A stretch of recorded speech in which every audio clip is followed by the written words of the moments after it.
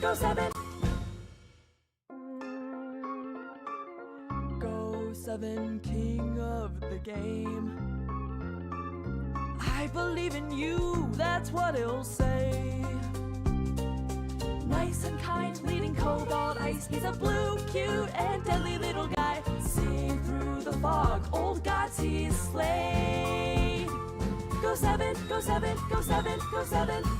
Go7, Go7, Go7, Go7. Go7, king of the game. I believe in you, that's what he'll say. Nice and kind, leading cobalt ice. He's a blue, cute, and deadly little guy. Seeing through the fog, old gods he's slayed. Go7, Go7, Go7, Go7. Go7, Go7, Go7, Go7. Go7, king of the game. I believe in you, that's what he'll say. Nice and kind, leading cobalt ice. He's a blue, cute, and deadly little guy. Seeing through the fog, old gods he's slayed. Go7, Go7, Go7, Go7. Go7, Go7, Go7, Go7. Go7, king of the game. I believe in you, that's what he'll say. Nice and kind, leading cobalt ice. He's a blue, cute, and deadly little guy. Seeing through the fog, old gods he's slayed. Go7, Go7, Go7, Go7. Go7, Go7, Go7, Go7. Go7, king of the game. I believe in you, that's what he'll say. Nice and kind, leading cobalt ice. He's a blue, cute, and deadly little guy. Seeing through the fog, old gods he's slayed. Go7, Go7, Go7, Go7. Go7, Go7, Go7, Go7. Hello, hello, hello. I'm a little early, but that's okay. Better early than late. Give people more time to make their way on over, of course. Be starting with the Go7 game. My own game. With a very rare matchup.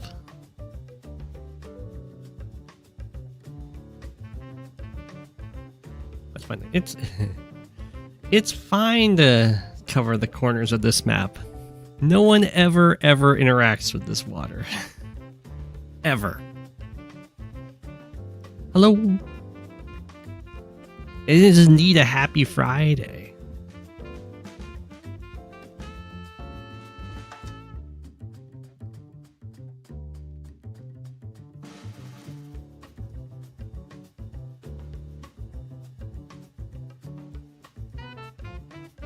You're early for once? Nice. Oh, I need to restart the chat because these names are too hard to read. So I'll hit refresh. Chat vanishes, but hopefully you guys will be a color that is readable. Ironically, that color is like the cobalt blue, but it just doesn't show up.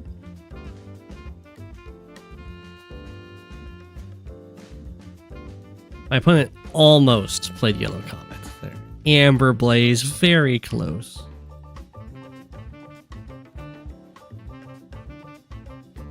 I guess it's not even Yellow Comet anymore. It's Gold Comet. According to Reboot Camp. It doesn't really look very golden, though.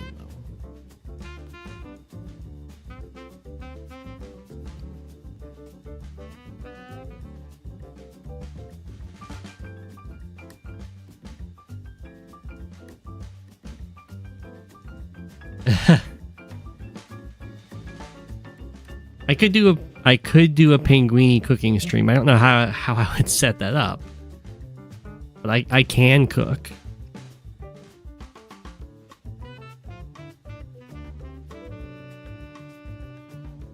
I don't know about... Well, I could try a community stretch goal.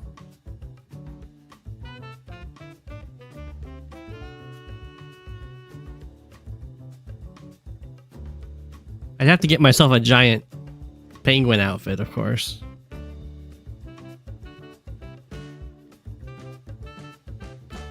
I guess the community stretch goals, that's like once you hit a certain number of subscribers or follows or something like that, right?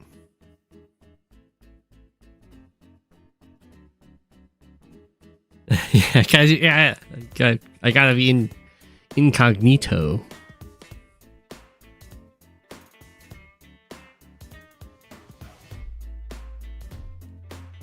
I am going to be going on a two-week vacation starting on the 31st. So only a few more streams until that happens. I won't be able to stream on vacation, obviously. Out of town. Hopefully I can finish my tournament game before that happens. But I have been very on top of my turns. So I think I have more than 14 days to spare. Although I guess I'm still limited by the 5-day timer. So if I don't finish the game, I still have to take some turns on the go. Sasha and High Funds, how brave. It's true. Yeah, this is a matchup that you will very rarely see.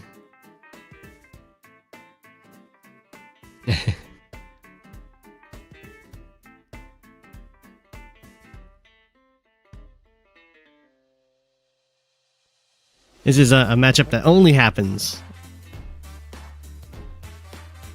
I'm going to be on the East Coast in North Carolina.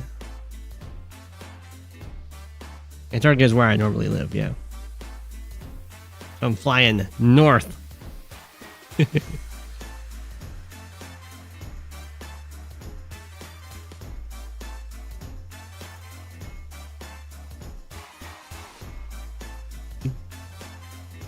A true boss, what do you think about the matchup? I wasn't sure about the tier 4 picks on this map. I thought Adder is probably the best, if I remember correctly when I was looking at them. Or maybe Lash, if she was tier 4.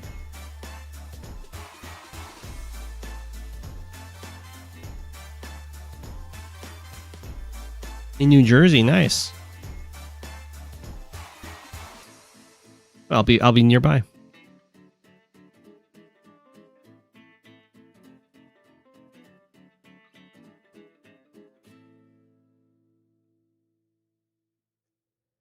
North Connecticut's your state. Ah. You'll hear all the news about a penguin celebrity coming on through. Sasha is usually bad, but the low income here might save her. Yeah. I need to look up... I need to look up the tier 4 for high funds. I can never remember your high funds CO tier list.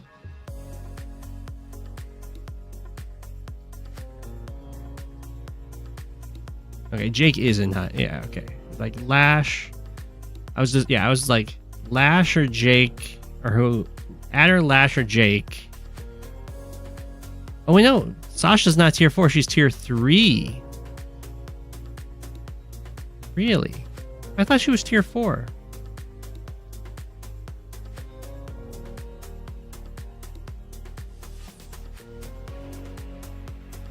I know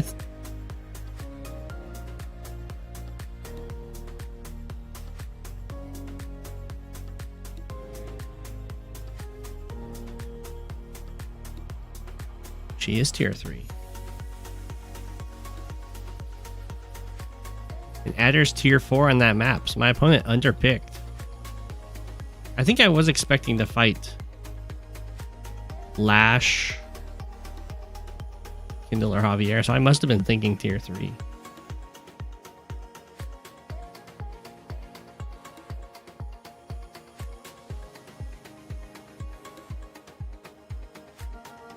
Put her near rock bottom. Yeah, she's apparently tier 3 on this map. I thought she was tier 4. I can just look at my game to see what tier I was playing. It should tell me. Yeah, it was tier 3. Okay. Tier 3 Sasha. So I think I thought I was underpicking.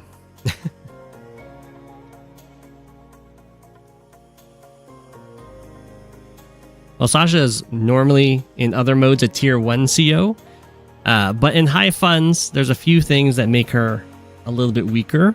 For one, her day-to-day, which is plus 100 income per income generating property, is usually a 10% increase in your money, which is awesome. But in high funds, your income gets doubled and her day-to-day stays the same. So it goes from a 10% increase to a 5% increase.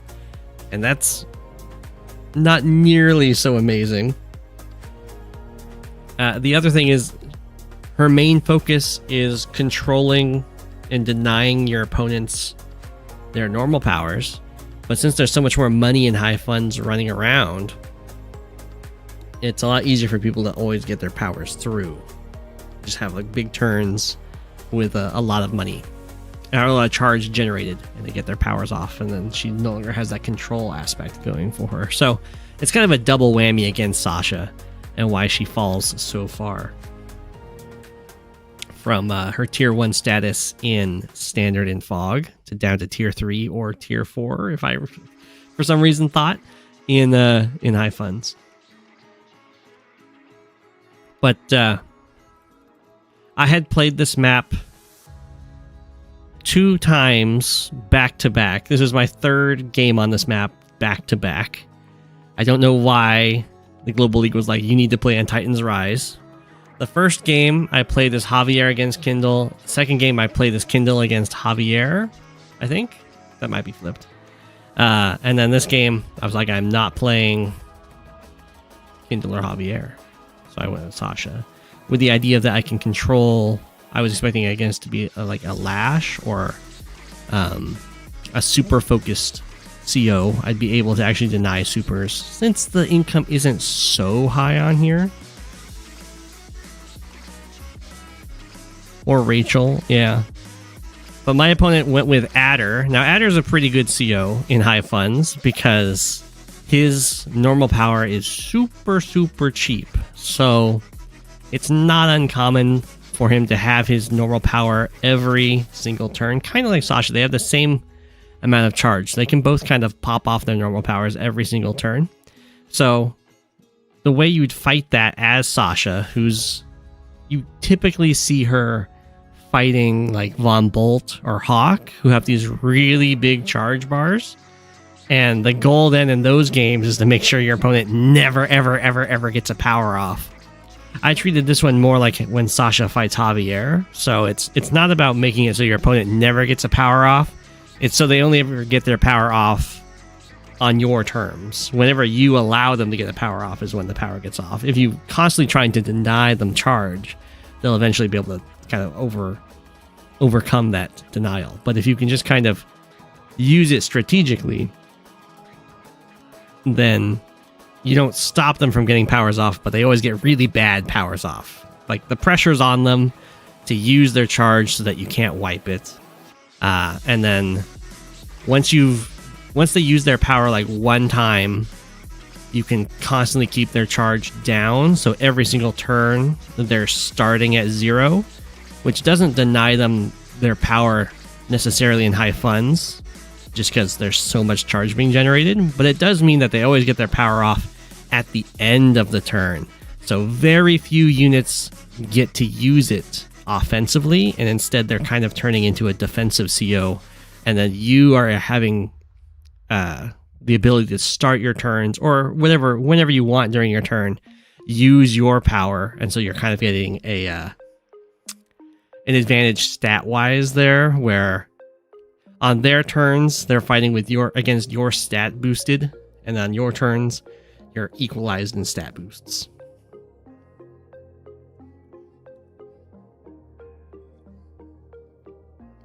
They always get their power eventually, even though in standard they don't always a true boss. The goal for Sasha is that they lose the game before they ever get a power off. They will eventually get a power off if the game goes long enough, yeah. Unless your charge management is absolutely insane. Oftentimes, if Sasha mismanages her charge in against like Hawke, and then Hawke gets a power off way earlier than Sasha's expecting, she just immediately crumbles and dies. It's oftentimes very sad to see. That's not going to be quite the case here. If Adder gets his power off at the end of his turn, then he doesn't really get the benefit from the extra movement, and he's just as strong as Sasha is, because they both just get that +10/+10 stats from having a power active. And Sasha does have a tiny bit of additional pressure in that the extra income it's not much in high funds in comparison to the other modes, but it is still something. So if you're ever equal in properties, she's got a pressure advantage, just because every turn that goes by while you make more money, you're getting stronger in comparison to your opponent. So it kind of tries to force your opponent to do something about that. Oh, it's happened to me too, a true boss. Although the time it happened to me, I did the classic Sasha mistake of doing the buys and then hitting market crash, which is probably doubly worse, because not only do they get their power through, but I waste my power. I think every Sasha player makes that mistake exactly one time, and then you become hyper vigilant. You're like, I will never make that mistake. But yeah, so the goal in this game is going to be to try and leverage my very small amount of income gain for a pressure advantage, allowing me to sneak out more air units. Because if I get 10 properties, it's an extra 1,000 income, which is just enough to build an infantry when my opponent can't build an infantry if they're trying to do the same thing that I am. So I'm going to be very airport focused in this game, and I'm going to try... I'm not going to be super aggressive in trying to capture these properties. I'll be a little bit aggressive about it, but I would much prefer to deny these properties and just kind of keep the economy even. And if my opponent goes for the properties, I want it to be very expensive for them.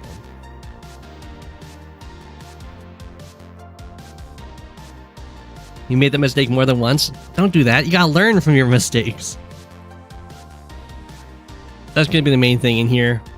I'm gonna try and use my power to make it so my opponent only gets to use... If they ever want to use their power, they have to do it at the end of their turn. So it's a lot weaker. And I want to make it a very air-heavy game. Usually Adder would kind of dominate you in an air-heavy game due to the extra movement he gets. But if I can deny his power, then he's not really getting the extra movement. I'm not 100% sold on my opening here.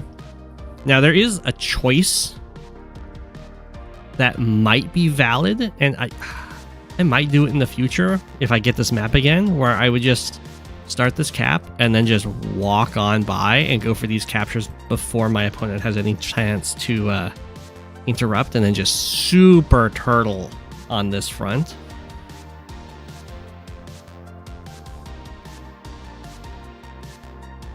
It is kind of painful to do in high funds, just because you go down so much of that immediate income, but it could be worth it if you ever get into one of these like stally situations. You can see I'm walking by over here. This is maybe a little gutsy. I mean, it's fine. Like, if the infantry comes over and hits me, I get to kill it off, and I'm pretty happy about that. But I don't actually have like the best answer to them starting this capture. 1, 2, 3, 4, 5, 6, 7, 8. Yeah, no, my bad. So if they start this capture and then build a recon, then I don't have a great answer to it. I'll just kind of trade my infantry for like stopping the capture, which doesn't feel great. But it's kind of a weird spot that they get put in here. So I have an option with this guy. I can go back here to go for this capture if my opponent kind of chickens out. I don't think there's any case for them ever chickening out, because if they don't go for this capture, then this infantry is in a lot of trouble. It's like either going... If it wanted to go for the center capture, it would have to go there quicker. Or it could have gone there quicker. So they'd be costing themselves income. They can't really go for these properties right away because I can just kind of take them in the long term. So if going for like, I do the same thing over here against my opponent, is so committal with the starting infantry. It has no good options other than going for these central properties. So I think it's kind of a poor choice on both of our parts to go for this, unless you're planning to do the like, I go here and then build a recon to smack your infantry, but then you're building a recon on your weak side against two bases that are very readily able to build tanks to crush you. So I think it's either better to do the skip on this city so that you can capture these before your opponents can get into this situation where they can either interrupt you, and if you chicken out, they have a capture back here that's nice and safe, or you just go into the center to get the safer income. So in this case, I'm anticipating that recon move, so I want to build a tank to help fight the recon.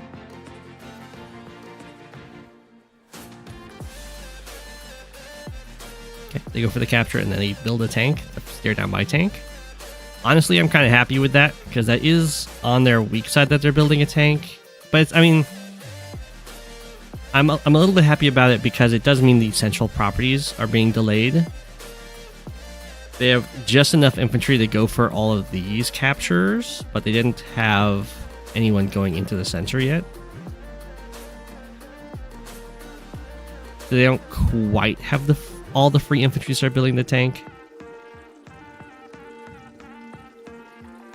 But as you can see, I'm really happy to just spam tanks against their tanks on the one base side. They're going to try and pressure me the same. And I put the same thing with my infantry here. I think I would have preferred if I had just gone into the center, though. Smack me. In comes their tank. It's a very similar situation. But now their tank feels really silly, because I have the chained tanks together, so if I go in for the attack, their tank can't really do anything about that.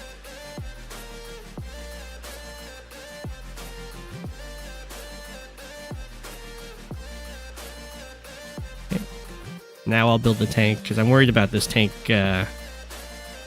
possibly getting some more free hits if it like gets over here or something. I think I'd back off with this infantry, very wise.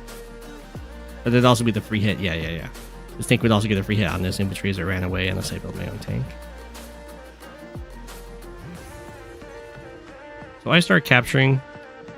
I start capturing here, just so the go back here. I just do this so my opponent can't strike me from the city, but I think it would have been better to just ditch with this infantry. Just attack from the city, kill off their infantry. I don't think there's too much concern about that. 3, 4, 5, 6. Yeah. Their tank doesn't like cover on by or anything.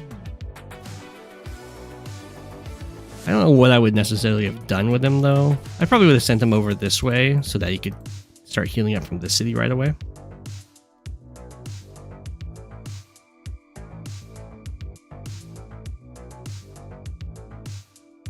My opponent's going to do the same thing where they start capturing. If they capture a little bit farther back, which is fine. Their tank's just kind of stuck in a stare off until he gets his little buddy, like you see here. And I'm going to start building some artillery, because I would like to have a nice stally board state for a bit with even income per side. I do go in for this infantry strike just to try and delay this capture with a backup infantry to smack here again if I have to. I don't know if that's necessarily the right play, but I already have an infantry ready to go for this capture, so it's kind of fine to start bringing them forward. Could have been a little more aggressive, I guess, if it went more towards the center.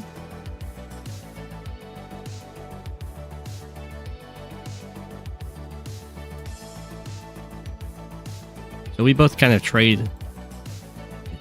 For opening wise, infantry for infantry, we both lost one infantry But my infantry has 1 more hit point.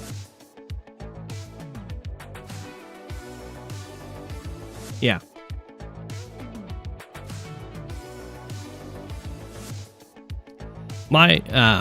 I agree. I don't think your weak side should really try and go for these captures. Unless you like try and do the city skip, get that first, and then bring in artillery to start locking it down. I kind of consider these double properties inevitably captured by the 2 base. So even if like the 1 base gets these in the early stages, the 2 base will overrun it eventually.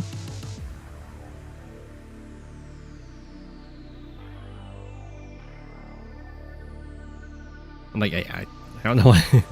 I'll just get out of there. Like I should have left a long time ago. I just want to protect this capture. I do have a backup infantry on its way. It's not quite in range, but my opponent, if I'm not covering it well enough, my opponent does have the like tank infantry strike.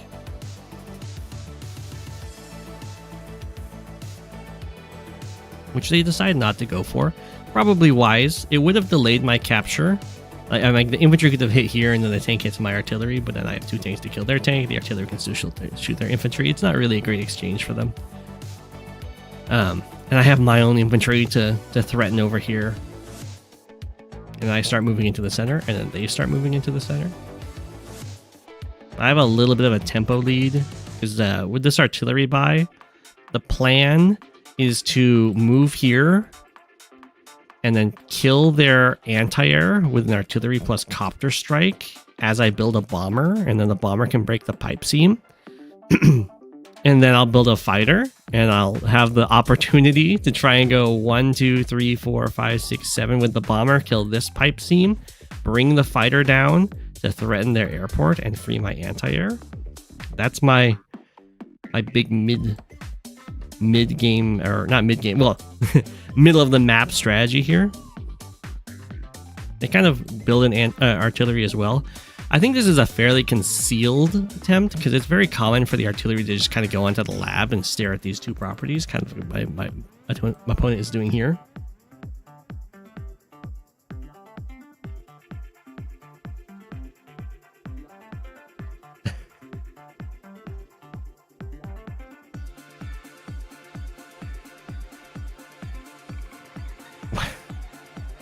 I'm sorry, we're not advertising other people's streams on here. I need to...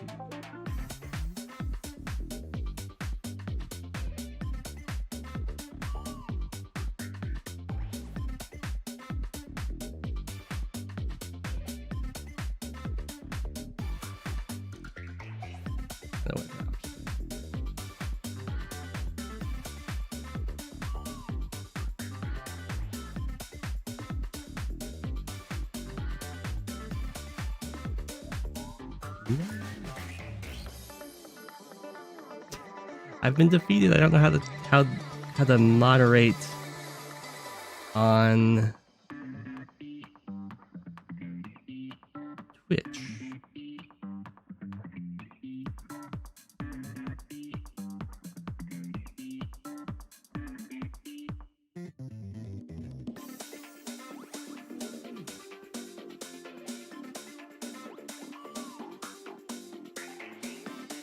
Can reply.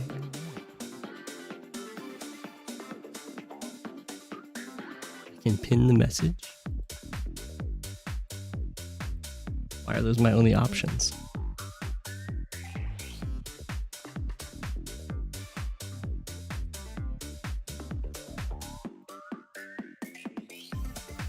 Fluffy, where are you?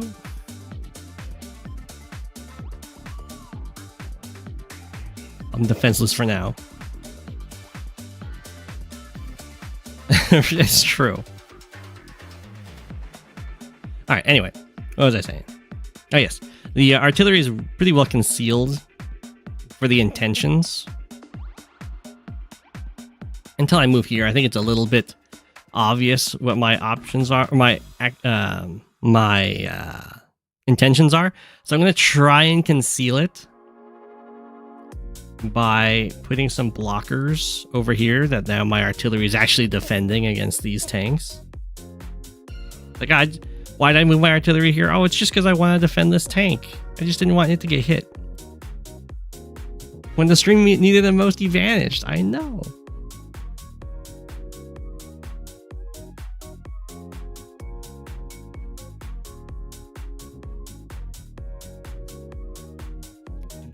So yeah, this is kind of what the expected thing to do with the artillery is. You move it up onto this lab and it looks at these two neutral properties. So I was like, aha, my opponent doesn't quite see my intentions at this point.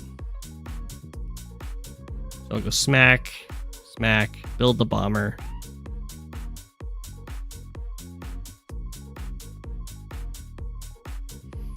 And the nice thing about breaking this pipe seam is I get a lot of central control.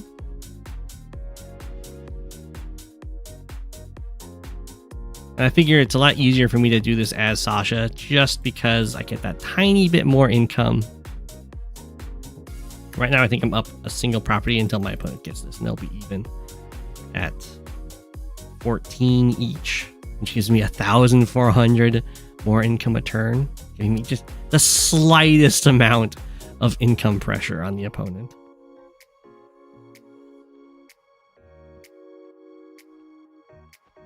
Okay, so you can probably tell over here that my opponent is getting ready to break this wall.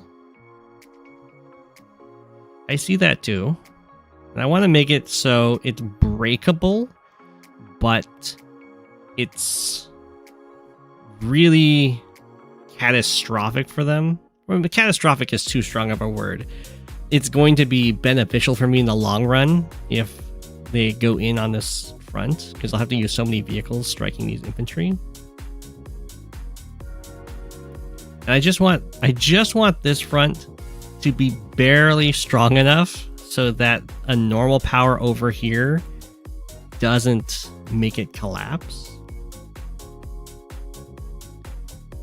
So the bomber right here, it does reach and protect all of these tanks attacking from the road, or all the spots attacking the tanks from the road. My opponent's going to can use this infantry and attack from the mountain with the power, and then have a tank follow up, and then have an anti-air kill the infantry on the forest, and have a tank go through here and then hit this artillery, or can send the copter in, hit the artillery as well, and have a tank hit this one and a tank go in the lab and hit this one. It doesn't really concern me too much. That still takes quite a few vehicle strikes just hitting infantry. If the artillery get hit, that's kind of fine. It's happening so close to my base. They can go back and heal up if they need to, and I'll get a lot of these really nice first strikes with these tanks and copter. I'm expecting this tank to get hit, and then the bomber will hit here. So they're going to do a similar thing to break the anti-air, but they want to do it to get enough charge to go for the normal power. Bop, bop.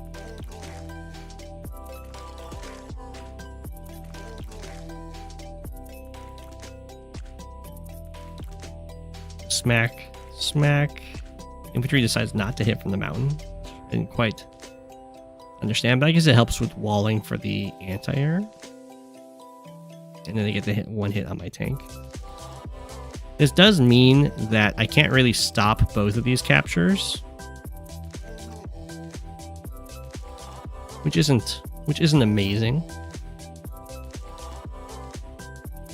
But I do get so many great attacks that I figured it was fine. I think this might be a mistake on their part. They built a fighter in response to my fighter. But the second fighter, and it doesn't have the central access, is a lot weaker. Oh, you'll see I'll go for a little tank sacrifice here.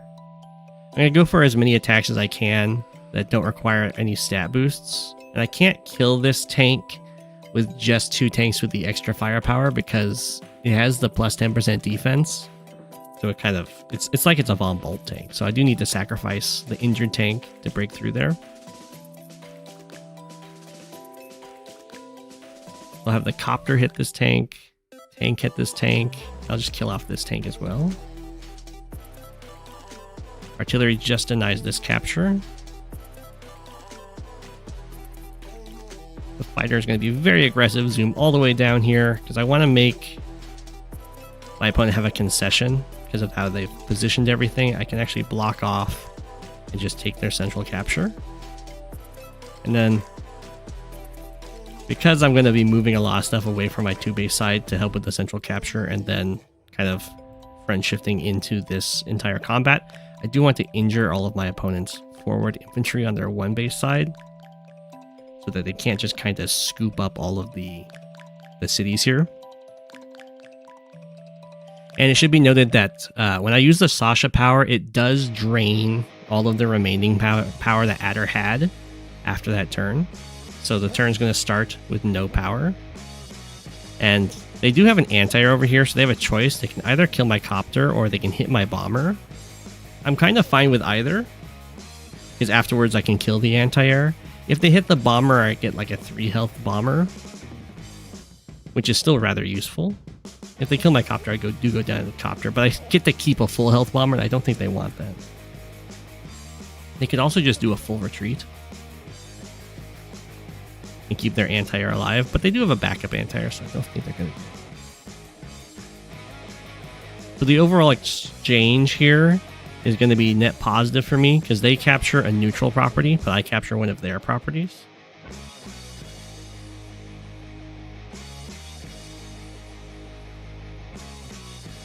And then they get to beat up my infantry that I sent forward here. But it does slow.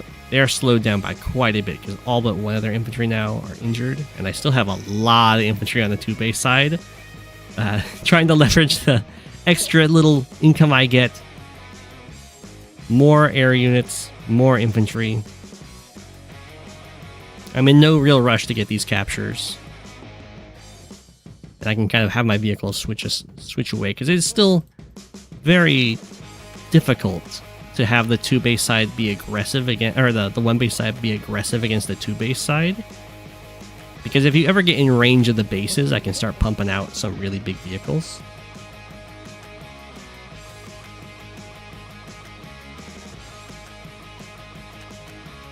Pop, pop. Start capturing there. Unfortunately, they did hit that infantry, so I also have that slower capture going on.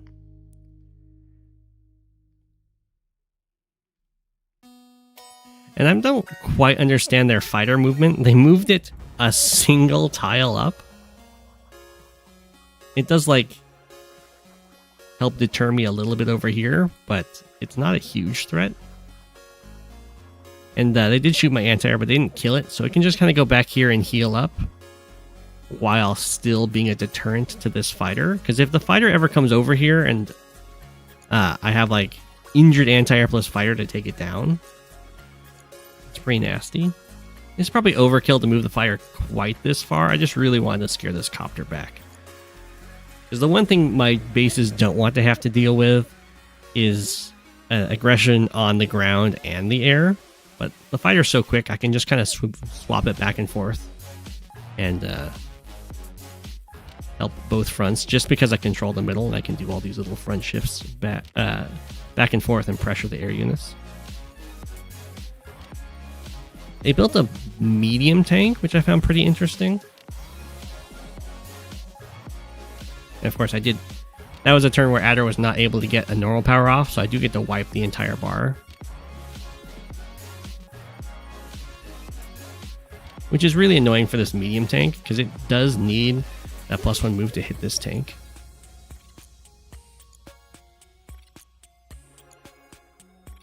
Yeah, since my fighter is so far away, it does kind of let their fighter squeeze out, but I don't quite know why it was so far back in the first place.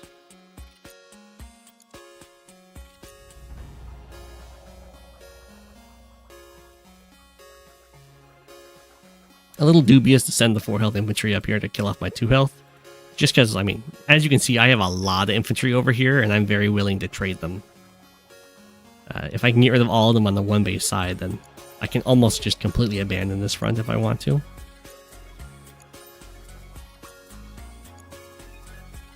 Right. More and more pressure. Just going for these captures. I already have the income lead, which kind of forces my opponent to do something so that they don't just keep falling farther and farther behind.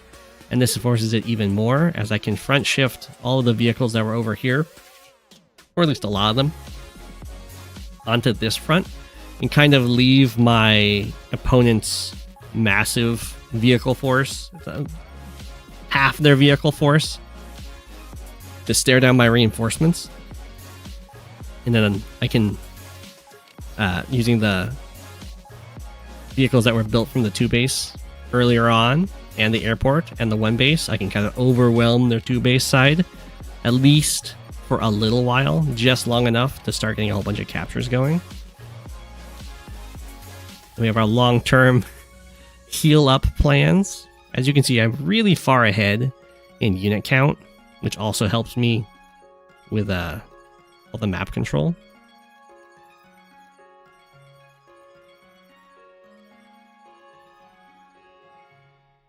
Their medium tank goes up here to deny this capture. I don't have amazing kills on the medium tank. I think they figured it'd be fine if I like trade my bomber for their medium tank, because it does give them a lot of charge, and the bomber does cost 22k in comparison to the 16k of the medium tank, so it's like a fine trade. They build a rocket here, which I was really surprised by. It makes me feel like I can be pretty aggressive, so I will kill off their medium tank. I'll fly down here. I'll hit their other medium tank with this bomber, just so I can kill it off with copters in the future. And it overloads their anti-air potential, because they have 1 anti-air and they have 1 fighter. This anti-air, I really don't want it to be able to come up here and just kind of kill a copter. I'd love it if their fighter is the only thing that can hit my full health bomber, because then I can trade my bomber for a medium tank and a fighter, and that's an amazing trade. So the 3 health bomber is going to block off this anti-air to kind of keep it out of range. It can't reach my bomber, like the full health bomber, without a power, but that is also a concern I can have. So if they want, they can have their fighter hit my bomber and then use a power and then go 1, 2, 3, 4, 5, 6, 7 with the anti-air to hit this bomber. But I'm going to try and make that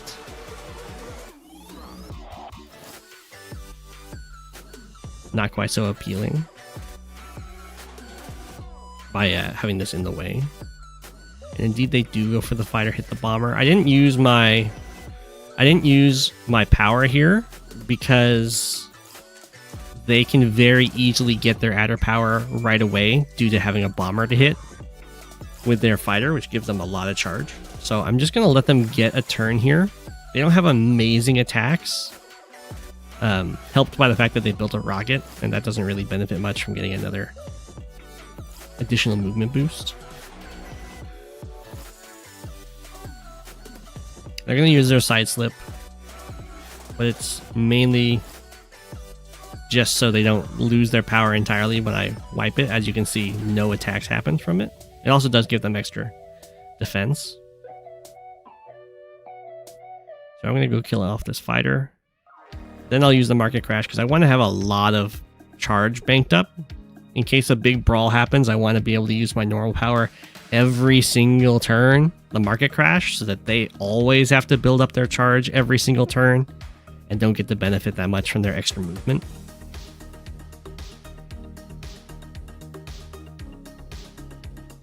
Well, I could... You're saying, could I have just blocked off the bomber? Well, they have a bunch of units that if they get their extra, like, +1 movement, then it could be a little bit more egregious of a trade for me. I didn't have to do it. There were a few options there. Do I think this map is kind of stally? I think it definitely can be stally.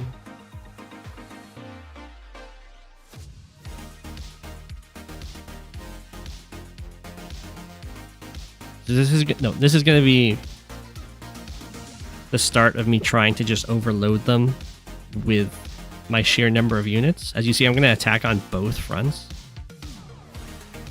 which is not something that you typically do. But when you have a really nice unit lead and a bunch of spare infantry to threaten their stuff, So I'm going for 2 captures here. I've got this infantry is kind of on a journey to start threatening this capture.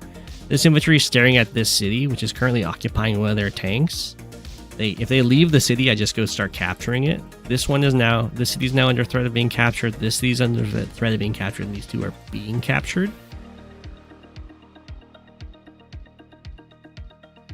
So typically I would not suggest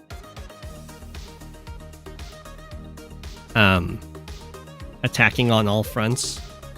You usually want to attack on only the front that you're the strongest on. But if you have a really large unit count lead, you can kind of overload them. And as long as I get, like, they have a hard time answering all these because I have more vehicles than they do. So if they have to use their vehicles to hit infantry in these fights, they're going to end up trading out fairly negatively.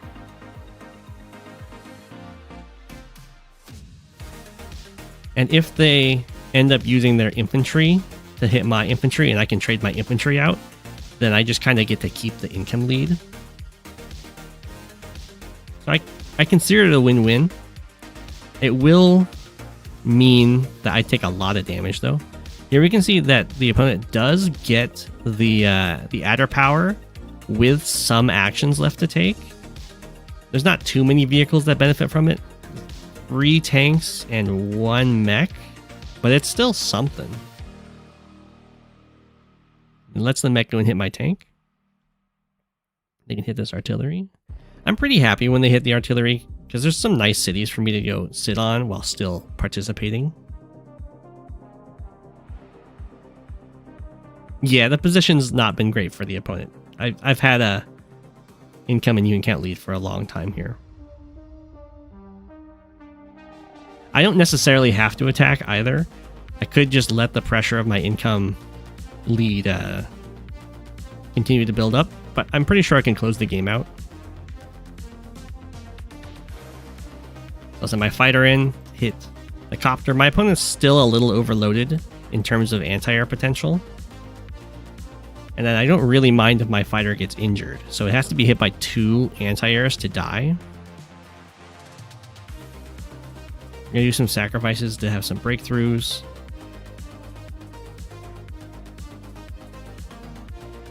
And there we go. Now both of these are being captured. They have to be pretty much wiped out to be stopped. This infantry is now in range to start capturing this. The only thing that can really stop it is this copter. Or like an artillery can go and sit on the city.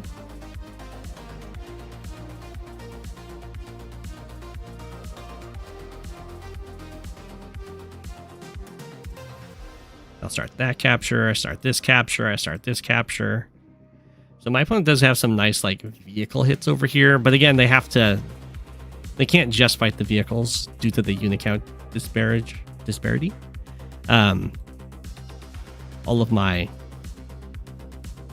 capturing infantry are all threats that I think all except for this one require a vehicle to deal with.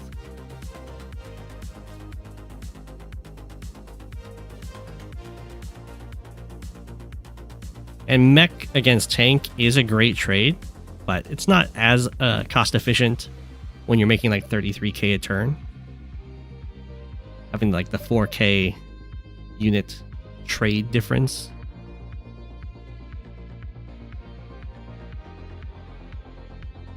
Isn't incredible. So they do get a side slip again, but again, it's going to be at the very end of the turn. They have 1 tank. They've got 3 infantry. They have their rockets still that can fire. They can hit an artillery, and then they have to interrupt that capture, and then I assume they're going to interrupt this capture, so they only lose 1 property, and then they get these 2. But that's still like a huge income swing, but they just resign. GG. At the end of their turn, even after all those attacks, I was ahead by 7 units, and still ahead in unit value, and I was going to be really far ahead in income. And at any time, I can just kind of fall back. All of their infantry are injured. They can't really go for captures in response. So I can just kind of fall back and start mass producing big vehicles with the income lead. So there's the GG.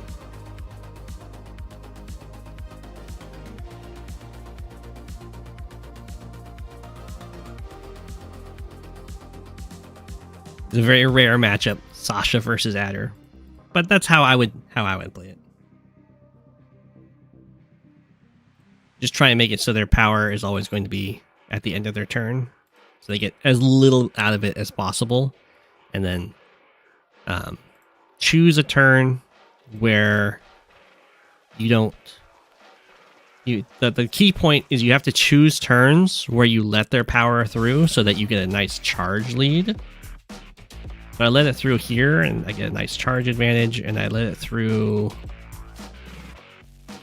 I could have let it through... Well, I let it through there, but... Where did I? Oh, I let it through here. Here and... There. You have to do that because otherwise they will be able to like overpower your charge management, and then if they get a turn that makes their power really strong, you can just kind of crumble. And that's usually how you play Sasha against someone who doesn't have a really large charge bar, like Javier and in this case Adder, or another Sasha. It's a little different against another Sasha because they also get to wipe your charge bar, but that's my method to my madness. How long does playing a turn take for me? Definitely depends on the game. I don't think these turns... Usually most of my time is spent really early on. Once you get into like... Well, I would say like this kind of planning did take a little while. Or this one. Because I wanted to make it so they could attack me, but it wouldn't be great. But once you get into situations like this, then the planning is... I mean, the turn basically plays itself as long as you know your tactics. So the fighting turns, I would say, are almost autopilot. It's all the setup turns that take a long time. The Sasha counter Adder. I wouldn't say that. But I think Sasha can fight Adder. In normal funds, then I think Sasha would destroy Adder.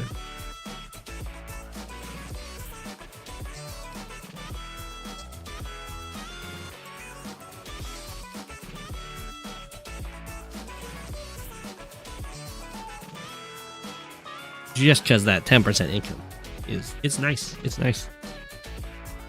And you can do the same thing in the other modes too. You probably have a little bit more success with it too. Even more success. Just because that's what she does against Javier anyway. Next we've got a fog game. Jess versus Adder. Hey, Adder has returned.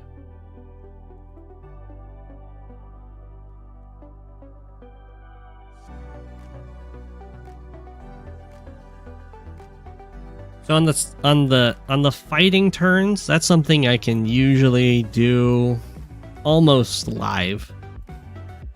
The setup turns, it might take me a few days, not constantly like looking at it, but making sure that I look at it with different perspectives every now and again. Because if you mess up your setup, you cry.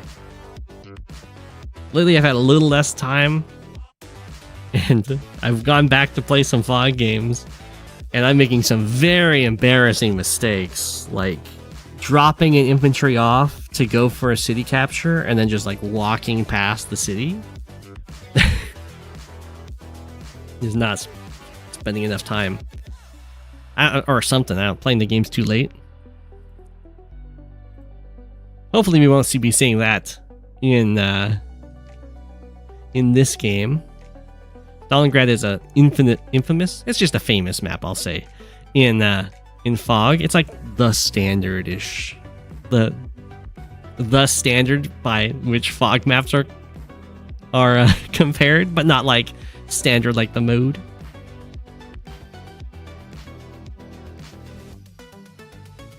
Ooh. So brasmak is going for a very accelerated city skip.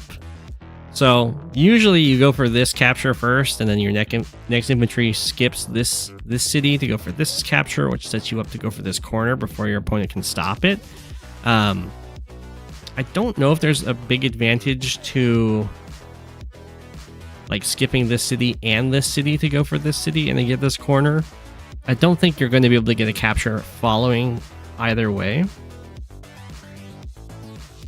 You can T-copter on this map.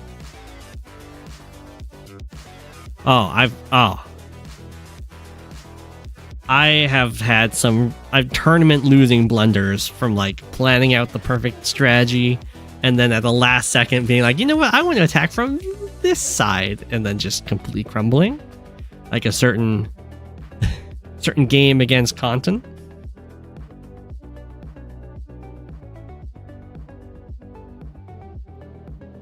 But that's how life goes. So if you didn't know, you can capture properties in any order you want to. As long as you don't have any infantry like competing for the same capture, if you're capturing efficiently, then you will have the same income in the long run. But usually you're going to want to be capturing the properties, like the immediate properties you can reach, because that gives you money early on, so you can build some earlier vehicles. But if you're on a map of this size, which there's quite a few fog maps like this, they're really large. So you actually have a ton of options of how you'd like to do your capture game. So you don't have to do the automatic, like, oh, I can reach this capture, I'll go for that capture. You can try and go for other capture orders for getting a different advantage in that respect. Kind of like with this simple city skip, it lets you get this corner property really early. If you want, you can try and rush like a really forward capture. You just have to keep in mind it does hit your early game vehicle production. So usually you go for a balance between capturing inside the rings outwards to the outside in as like two extremes.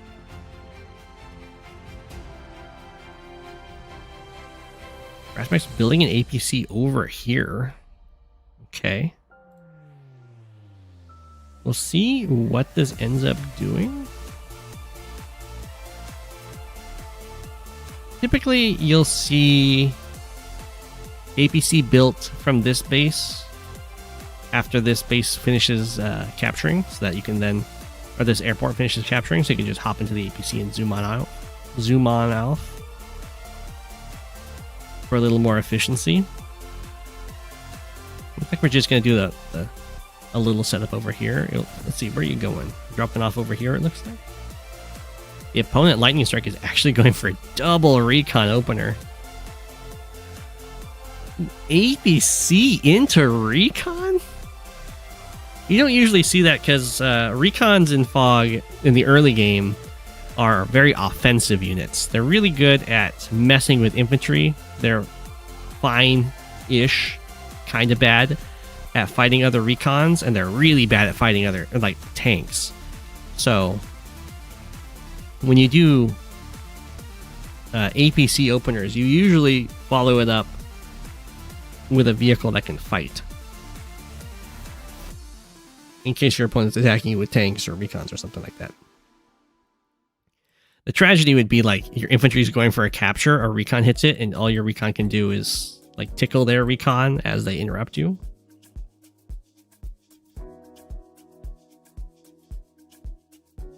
You vowed to never play immediately after waking up because it always goes horribly wrong.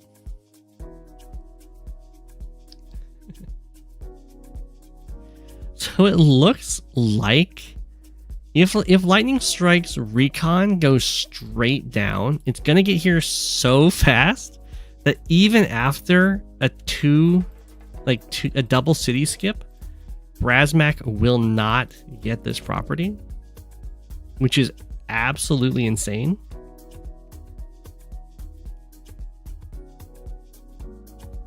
But congratulations, Lightning Strike. Poor brasmak.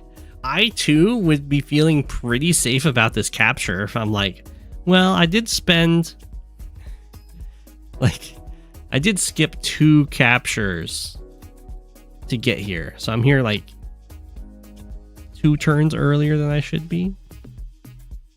I guess really only 1 turn. I guess it is only 1 turn earlier, because this infantry would have gone for this capture, and the next infantry would have been making this run. I guess that's not as safe as you might think.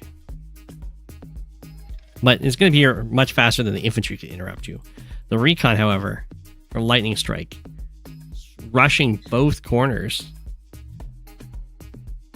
Gonna be a bad day for brasmak. The tank to follow up. APC gets spotted. This infantry's in trouble.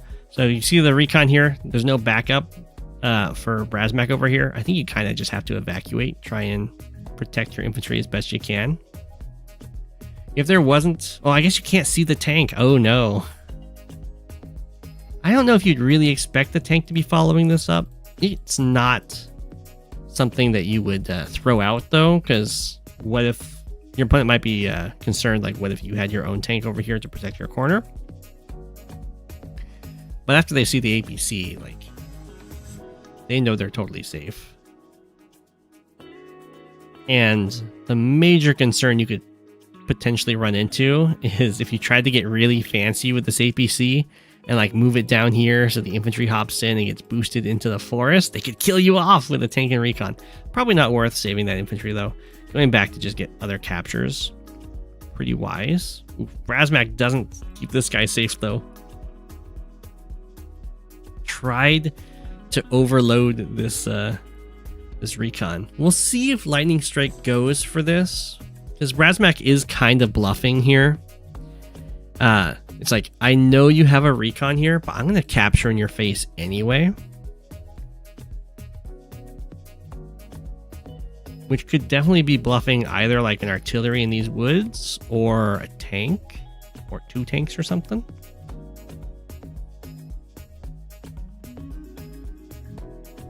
Yeah, that's definitely a pretty good recon timing.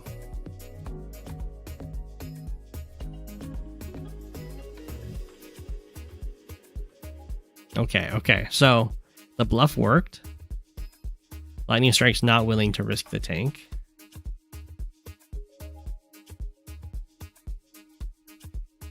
I think if this artillery got spotted on this front, then Lightning Strike probably would have gone for it, because you see like APC plus recon artillery on the other front. You gotta be feeling pretty confident. brasmak's going like all out on the 1 base side with these vehicles. So the one thing I would change about this for brasmak is the APC needs to ditch this front. It needs to be setting itself over here, picking up infantry and moving them onto this front, because if fighting ever happens over here, this front's just going to run out of infantry almost instantly. You do need to resupply it.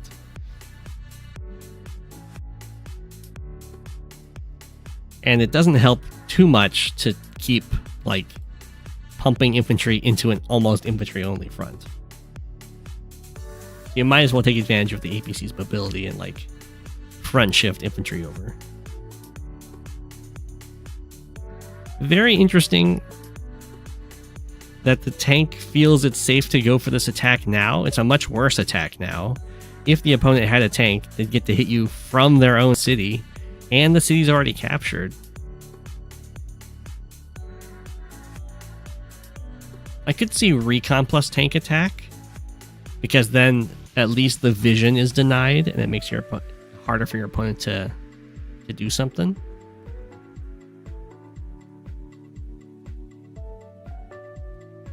Ooh, brasmak clears the city with a recon tank. Only 1 tank, but there's APC here, there's a recon here. The artillery is so far back. Did this infantry have to be here? Oh, I see. The infantry is the one that spots.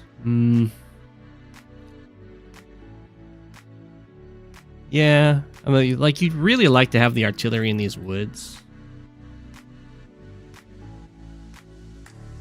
To be covering these vehicles.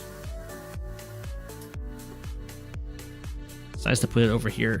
Pretty to put it over here. It might shoot an infantry or something.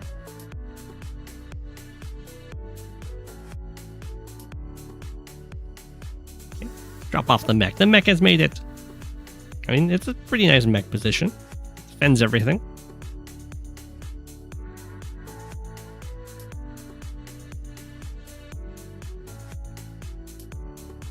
Smack. Smack. Tank survives at 1. Infantry finishes it off. Oh no. Yeah.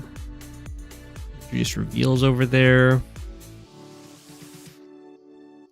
Pretty painful. This capture, this has no chance of killing just because it's a Jess infantry. Wow. Very gutsy for Lightning Strike to attack over here. There's been so many turns for brasmak to like respond to the fact that this tank and recon are here. You've got to expect there's something. But I think the attack up here probably emboldened Lightning Strike to be like, oh, you've actually just sent all your stuff up here. And that's mostly true. There's just enough over here to deal with a tank and a recon.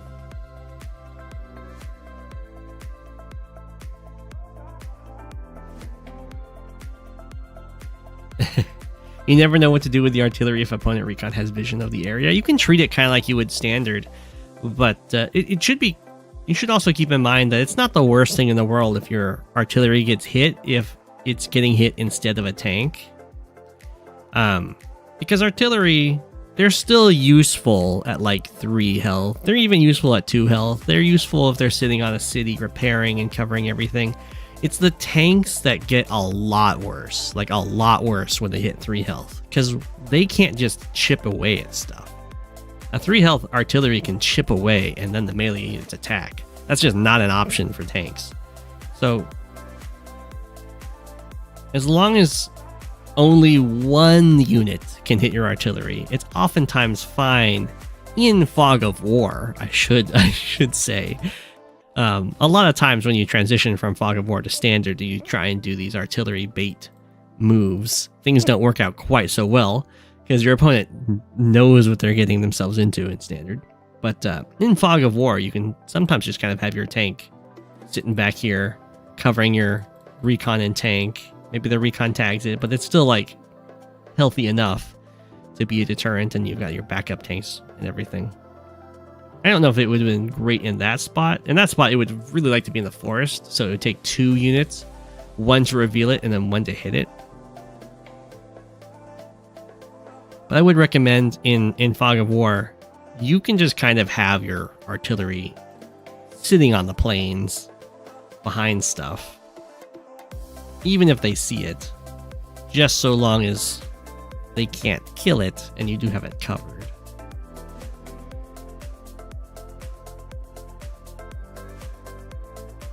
Fighting on the shoals, very nasty.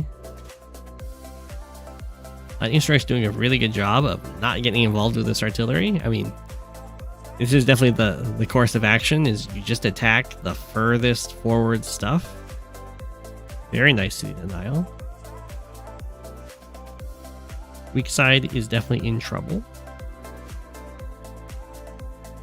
Brasmak, or weak side for Lightning Strike's in a little bit of trouble. Brasmak should really fall back over here.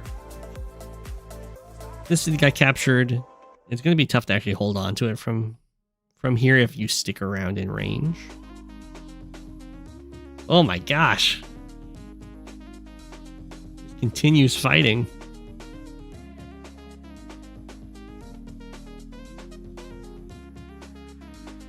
I'm fine with hitting the infantry if you want. I would really favor just falling back.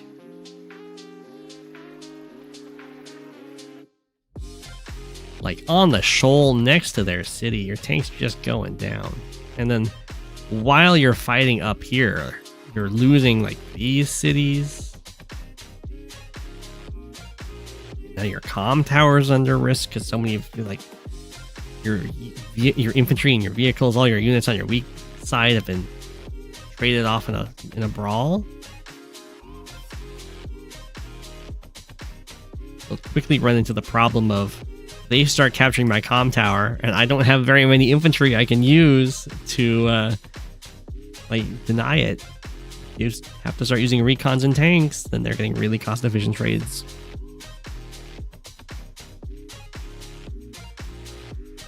anti-air goes forward. It is going to be the first unit to move. Get a tank strike. Mech in position. Lightning strike went for a neo-tank. Neo-tanks are strong. And I would definitely recommend, as it's kind of like the go-to strategy in Fog when you have your weak base and then your weak front and your opponent starts pushing into it, that you start building the teched up units to make up for the unit count.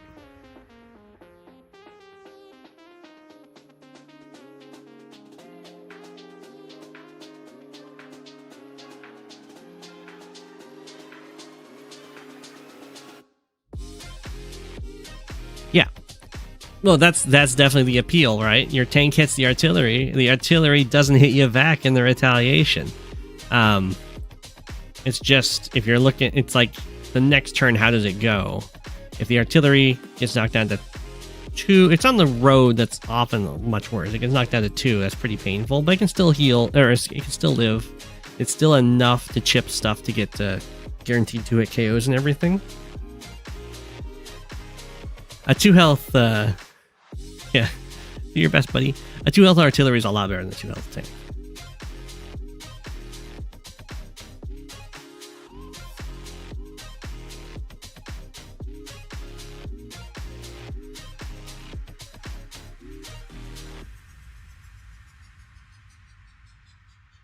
The anti-air is going to be fine, which is nice.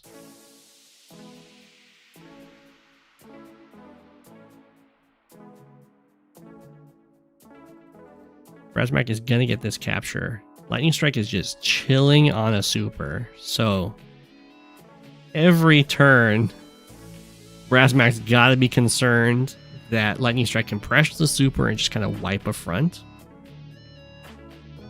Artillery save. Get a mech strike. Continues.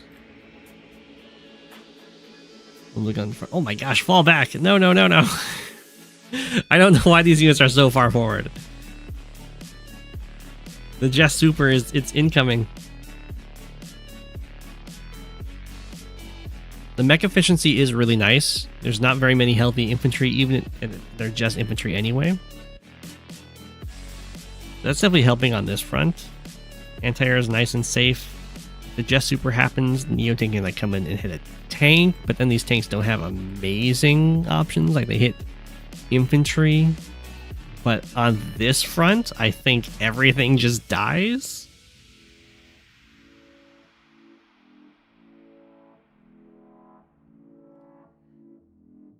Even the recon's got a 2-hit KO. Smack, smack, smack, smack. Recon goes down. Artillery gets spotted. There's only one tank strike. I guess this actually isn't the worst for Lightning Strike. I mean for Brasmak. Artillery gets to live at 2. The tank just gets to die for this. Artillery are also cheaper than tanks, so always keep in mind. Anti-air goes through here. We have 2 tank attacks left. They're going to go after the mech. And this infantry. So pretty nasty.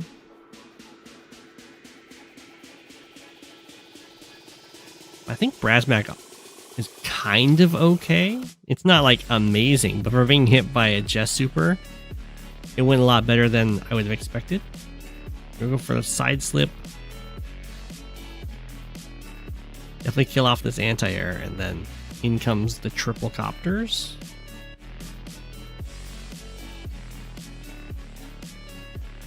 I'm surprised these tanks are going to go over here and deal with recons. I kind of like having them hit tanks. Finish them off, but I guess the 4 health tanks aren't really that much of a threat.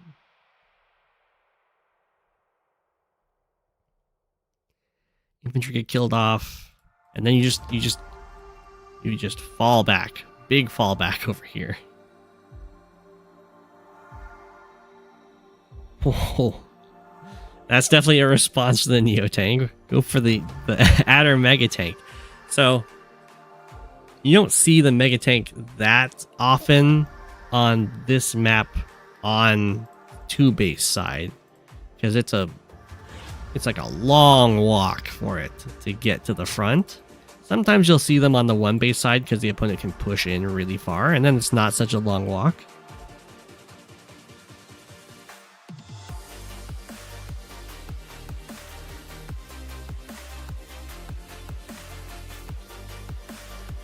Down goes the artillery, trades itself out for the tank.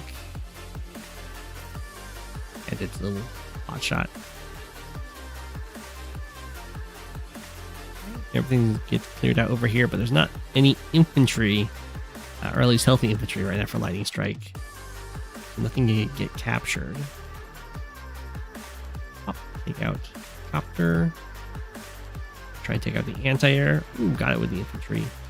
Mega tank on its way. Probably a little a little gutsy with these copters. I would like to attack as far away from the opponent as possible with these. Oh my gosh! No fear from brasmak? Well, brasmak's going to be learning a harsh lesson about attacking with copters in front. It's a huge dive in. Down goes a copter. Down goes a copter.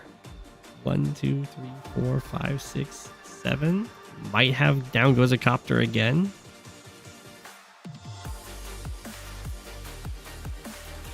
No. The tank wall survives.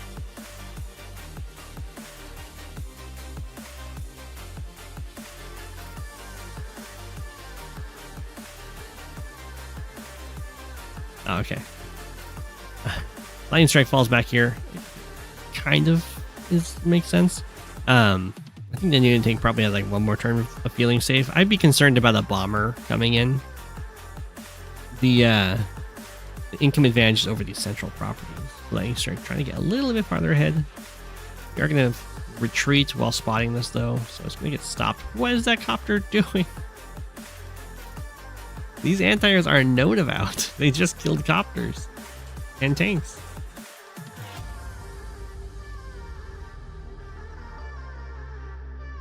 Alright, tank. It's moving on out. It's going to be very impactful on every front it reaches. And there is an APC around to repair it. Oh, there we go. This is the more common mega tank that you see.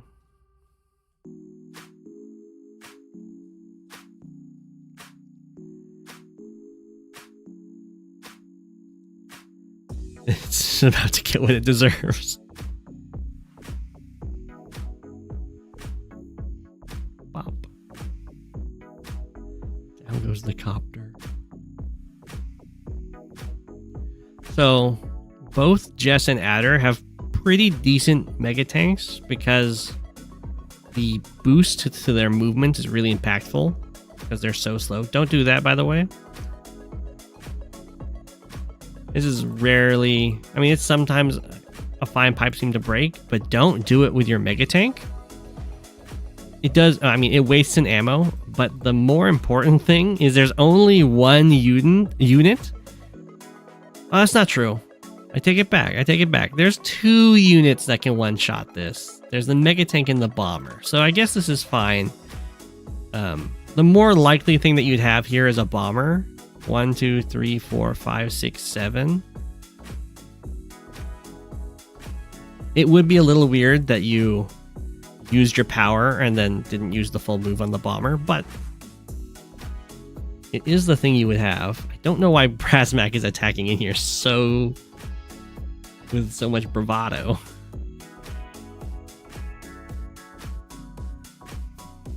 The mega tank has to go up here to support this.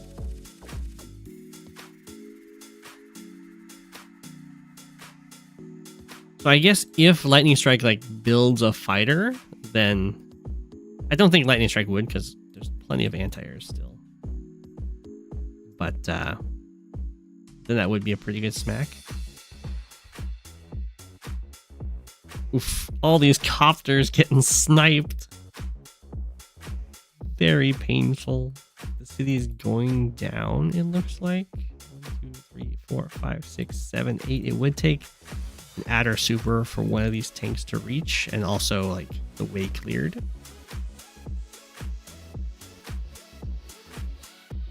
Smack. Mega tank was revealed. Just staying out of its range wise. 1, 2, 3, 4, 5. Well, was the Neo tank already moved? The Neo tank hadn't moved. Well, Mega tanks, they typically move 4, but of course adder can give them +1 movement pretty easily. Then they'll just kill your Neo tank. So a little dubious on that Neo tank strike.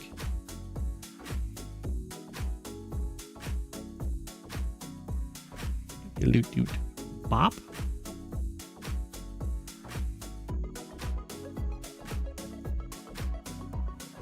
Definitely falling back over here. I agree. Go after the anti-airs. I don't know if you necessarily want to dive in here. I guess you're protected by your Mega tank still, so feel a little safe about it. The Mega tanks do have the same weakness that all the big vehicles have on the ground, at least, and that's this 1 vision range. So, since you have a lot of money invested in Mega tanks, you have really weak support units for them. If all the support units get taken out, you just have Mega tanks blundering around in the darkness.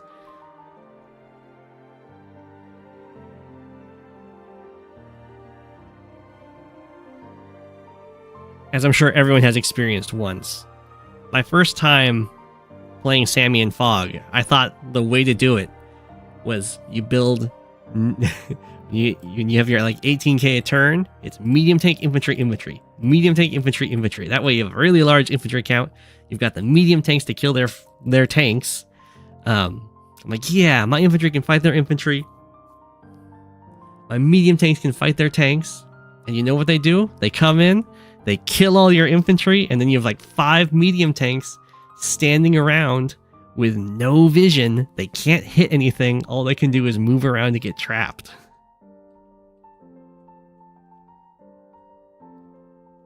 And that kind of thing can happen to your Mega tanks too. So be very careful. They are as strong as their support to some degree.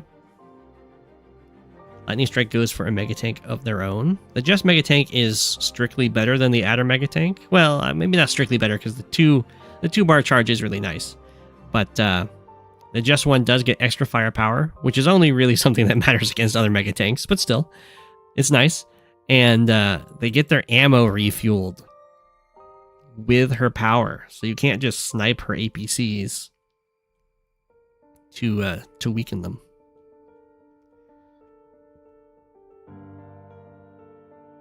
And the extra firepower when your Mega tank is at full health doesn't matter too much, because Mega tanks pretty much overkill everything anyway. But if the Mega tank gets down to like 5 health or something, suddenly it matters quite a bit when you give that extra firepower. Neos do not 2-shot, unless maybe like a super Jess Neo would 2-shot a Mega.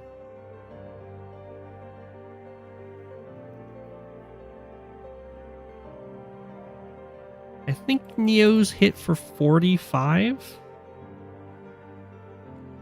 45 base. So they hit a Mega tank like an anti-air hits an anti-air. 35. 35. So the anti-airs hit each other for 35?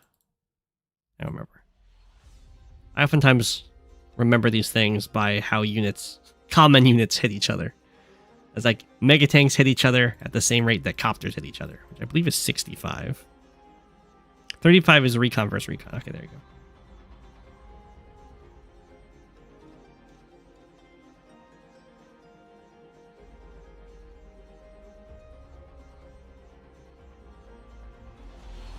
So very nice play on the kind of the side here for Lightning Strike. Just scooping up these cities for free. Could lose this one city. We'll see. The problem is kind of very common in that there's no infantry around to interrupt this. So like you send the recon in, but it's like your only recon. Do you send a tank in? It's painful. Ooh. If you just charge in and kill off a bunch of stuff, could go for the Neo tank attack from the city. It's going to be painful on the retaliation, but it's possible. Okay, okay. Just charges in a little bit. Would be interesting. I think I'd be fine with this infantry starting the capture now. It's fairly well covered with the Jess power coming up. And it would definitely put a drain on these tanks.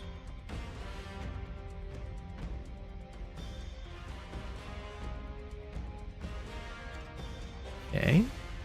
Brasmak attacking in. Brasmak's basically forced to attack in because down 6k is a lot of pressure. Every turn that passes, Lightning Strike is getting 6k more powerful. So Brasmak has to do something to offset that. If you just kind of fall back and your opponent doesn't chase you into an overextension, then you'll be just kind of losing the game as time passes. So I think the attack is pretty much forced. It's just really tragic this mega tank isn't over there, as that would help a lot.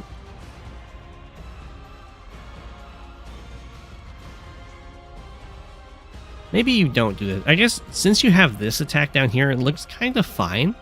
Maybe you would just stick with this attack, try and fall back over here, because it is still a nice standing army.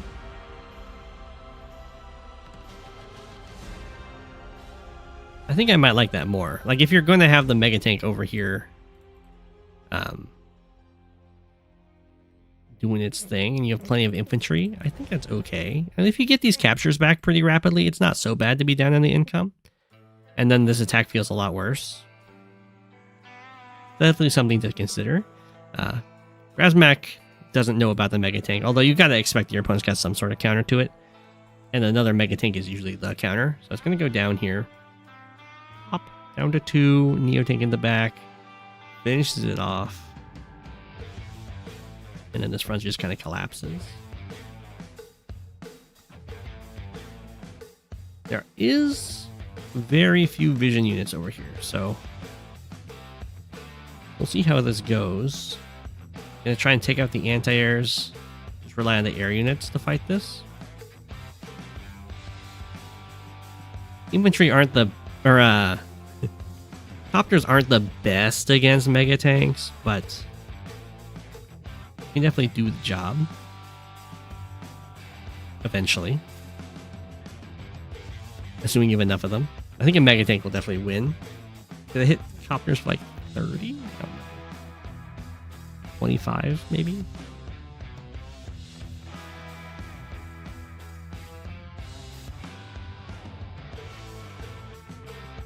Yeah. Like this attack down here for Brasmak is making this look very hopeful. So this hits for 3 and actually down to 5. Copters getting bullied by the heavy tanks, but honestly, kind of ideal for Brasmak. If we're looking at like value versus value, this is an amazing trade. Another pipe gets broken, yeah.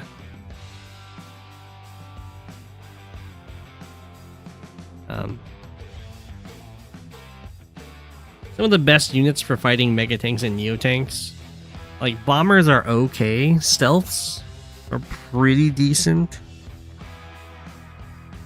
and it does put a little bit of strain on Jess. You might not want to build a fighter,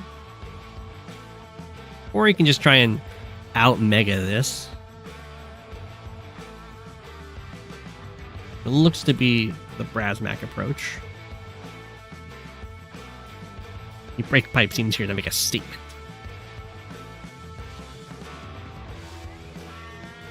Okay. Okay, brasmak's going to, or has equalized on income very briefly as these captures kind of go on through. Oh, this one can get interrupted at the cost of the recon. We do have 2 megas coming over here. 2 could be, if the 2 get a first strike, it's enough. 3 is probably enough to win this fight. But brasmak, brasmak needs to back up.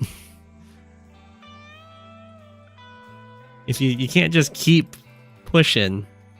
Like when you win a fight on the front, you start capturing stuff. Your opponent's not doing nothing. They're building stuff up.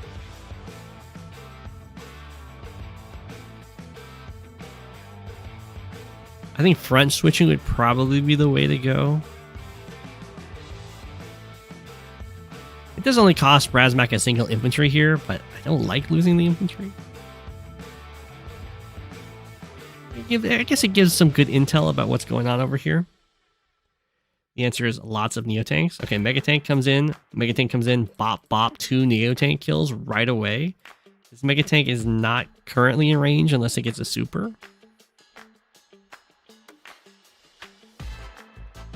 brasmak insists on fighting here. Side slip. Mega hits Neo. Doesn't get the kill. One of the rare times.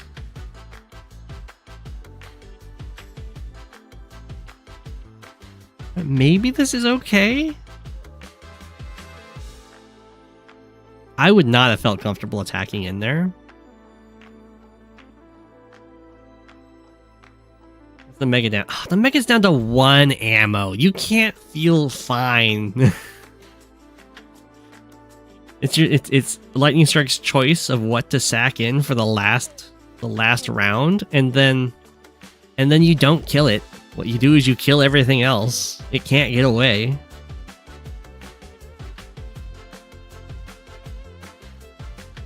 So you either sack the 3 health Neo or you sack the 5 health tank.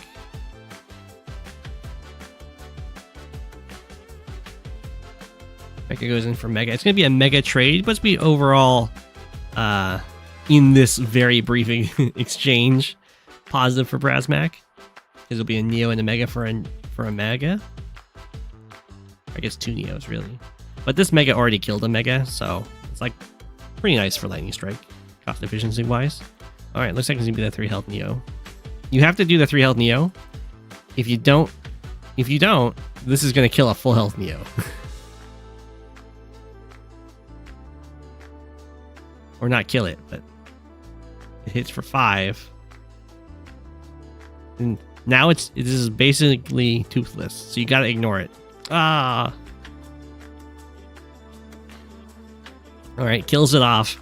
But it's better to be like disarm. I mean, you can go after the infantry, I guess, but disarm it and then go after all the other vehicles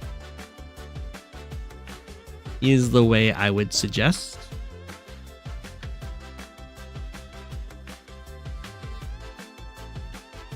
Bop, down goes the Neo. It's on a road. Goes down to 2.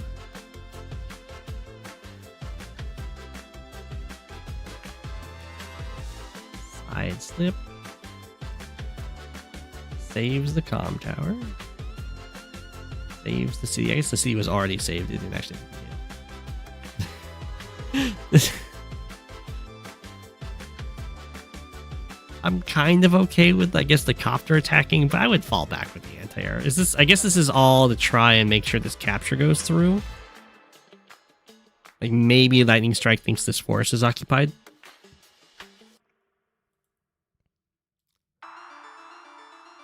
It's so gutsy. This game makes you want to make some Mega Tanks.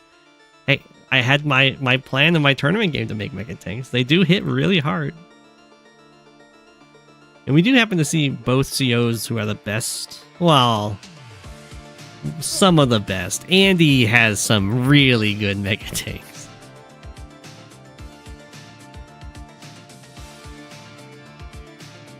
Ooh. Well, if this Neotank moves, it's trapped. This is the danger when you have too many heavy vehicles and not enough support. 7 health Neo. What happens? It just gets trapped. Alright, kills the tank off. I am wow. So this Neo had the choice. 1, 2, 3, 4, 5, 6. I guess it's willing to risk this move to kill this tank, but just expects there to be a unit here. Or like it would be really bad if there's a unit here and like 2 Neos get trapped. It does mean that brasmak's gonna get this city. But I guess it's not the worst thing, right? Because you're Lightning Strike's feeling very confident about this fight right now, as they should. And they have an infantry just a couple turns away. So even if this gets taken, should be able to take it back pretty easily.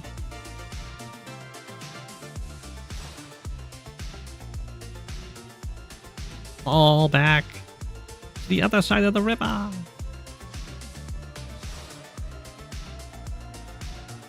Run away. There we go. Hit the infantry. I like it. This recon doesn't have a good place, so it should probably go hit this infantry. I'm okay with chasing down over here, just because so many Neo tanks were revealed here, and we do have double mega.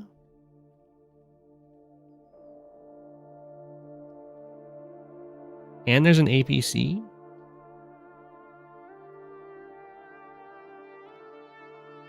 Whoa. Okay. I mean, it's not the most valuable thing to kill a 1 health mega tank. The game ends in a draw. What?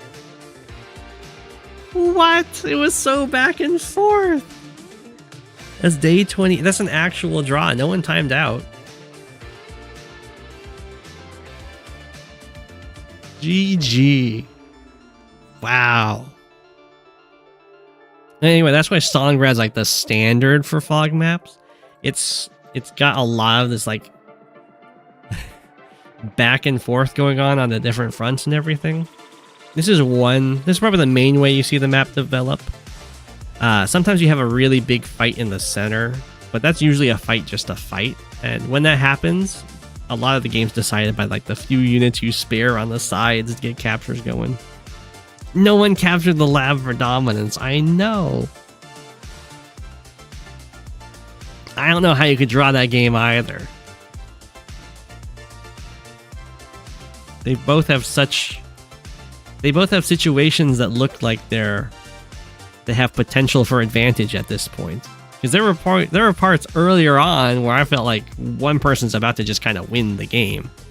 But at this part, I'm like, well, brasmak's got a pretty decent army pushing it up here, but Lightning Strike's 1 down here, so they're just kind of have a little bit of a trade. I don't think that brasmak's got enough here to just take the HQ. I think Lightning Strike will have enough time to respond for that kind of thing. So I guess they were worn out. GG.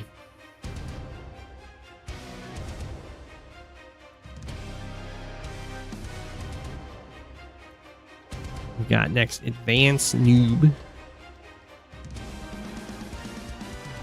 Kindle versus the Red James Kindle. It's a Kindle mirror, and the name of the map is It's a Sign of the Times. Kindle mirror on It's a Sign of the Times. Very fitting. Live League.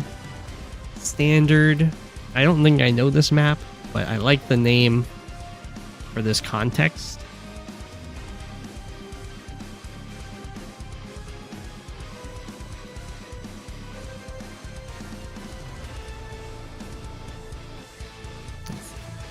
Red James, I'm sorry, you are now Yellow Comet. You are now Yellow James.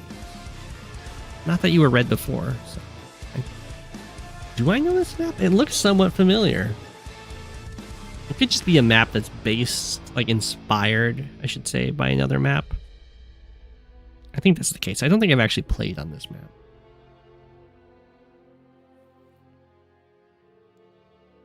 The third base is way off in the middle of nowhere, way against the side. It's still a pretty decently strong base, though. Because, like, these captures are pretty much this base's. It does take 3 turns to get there. Yeah. It's a lot of missile silos.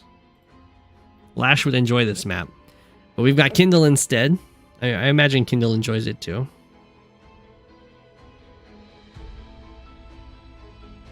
I mean, the dream for Kindle is to assault the one base and get an artillery on the city.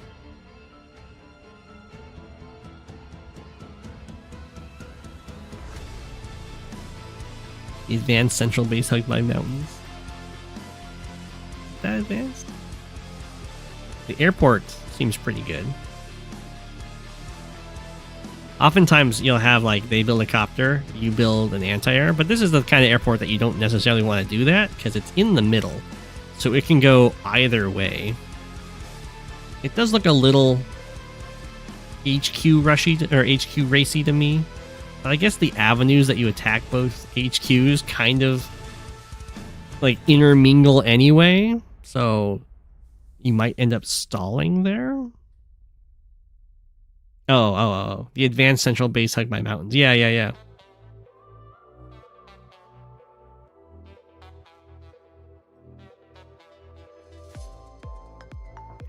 Let's see how this goes. Both AdvanceNoob and the Red James are highly rated live players. Ooh. So sometimes people do this where they'll... Okay. Voice of Akasha talks about this a lot, where you keep your moves ambiguous. So you go for this capture, and then your opponent doesn't know, are you going for the base or are you going for the city? It's not a huge deal, but sometimes there are openings where you would do this, where you would capture a city on the way to the base in order to go for some sort of vehicle timing. Doesn't look like the Red James is doing that, was just doing an ambiguous move. AdvanceNoob also not going for that. Fake capturing, yeah. When deciding how are you going to go about the captures from this base, because you can see there's a lot of options.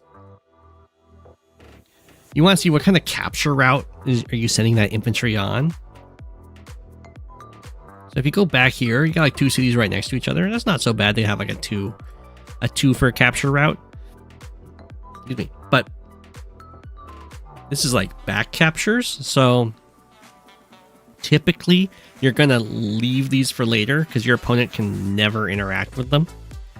Sometimes you're gonna time it out, so you finish these captures and then your infantry makes it to the front, and because you like did it earlier, your backwards infantry show up earlier and your opponent's not quite ready for like this little influx of extra units, and you can take a city from them. That's something that takes a lot of planning. I don't think you would do that in a live game unless you knew the map beforehand and were kind of prepared for it. Going this way does make sense because you get this capture, you go into the mountain, you go for the airport, which is nice to get at about that time of the game, and then you can go up here and go for this city. So it's like a 3 property capture route. Not bad, not bad. You could also hop onto this mountain and then go for this city, and then from there try and go for like a central city. I could see that being an option, just because it means you get the city before there's any potential possibilities for your opponent to actually interrupt you. Looks like the Red James is going to have the aggressive start. Interesting. Okay, so the Red James is going to go for this city over the airport and let this infantry go for it. I'm okay with that too, just because it's alleviating some capture responsibility on this one base, which can definitely be a problem for them. So it's just like, I'm going to get my airport later. It's not going to really hurt economically because like instead of getting the airport, you're getting this city. So it's like the same amount of money, but you just won't have the airport in time. The big difference is that now it's the 2 base that's going for this airport instead of the 1 base, which will kind of accelerate, in this case, the captures towards the center.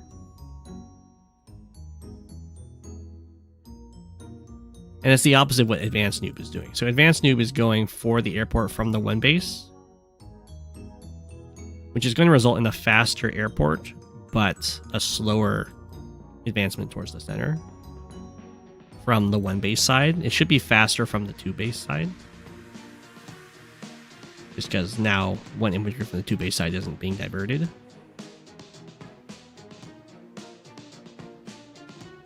Okay, got tanks.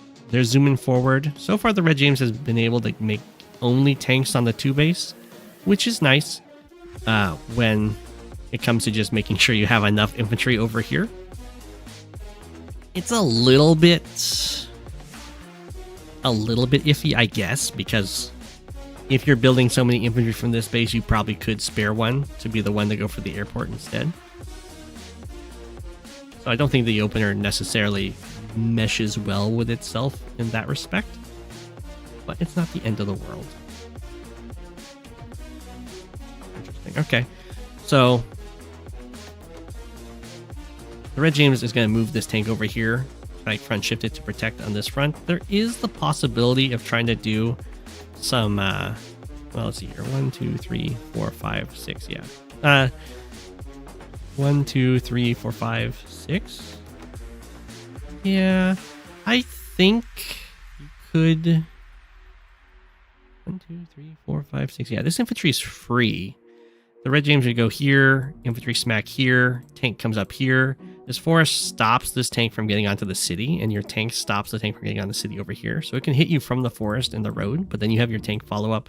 And if they build a tank, 1, 2, 3, 4, 5, it doesn't actually reach this tile. They'd be able to hit here and here, but not here. So you could win the overall exchange vehicle-wise, but it does leave the Red James kind of vulnerable to the exact same play on the other side of the map. So, although not as much so, because they do have these infantry ready to hit this infantry, so it would just be an infantry for infantry trade.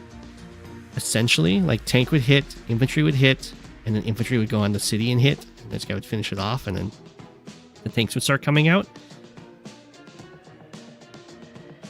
In this fight, where over here that doesn't happen because the infantry can't reach to hit from the city. So I think it's probably a mistake. I'll boldly say it's a mistake to not take the infantry kill.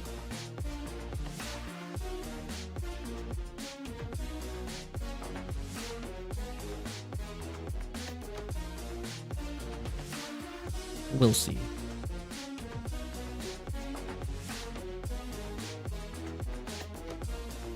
The only thing that's really the downside of it is it's like ruining the tempo advantage of this tank. Like, why was this a tank built? It's trying to achieve a goal and get value. The more time it spends jockeying for advantage, the less advantage it's necessarily getting. Interesting. Okay, so it does decide to go for the exchange over here, but that's when I don't quite understand, because this tank does cover. This tank doesn't actually support. So I think that's just kind of losing a tank.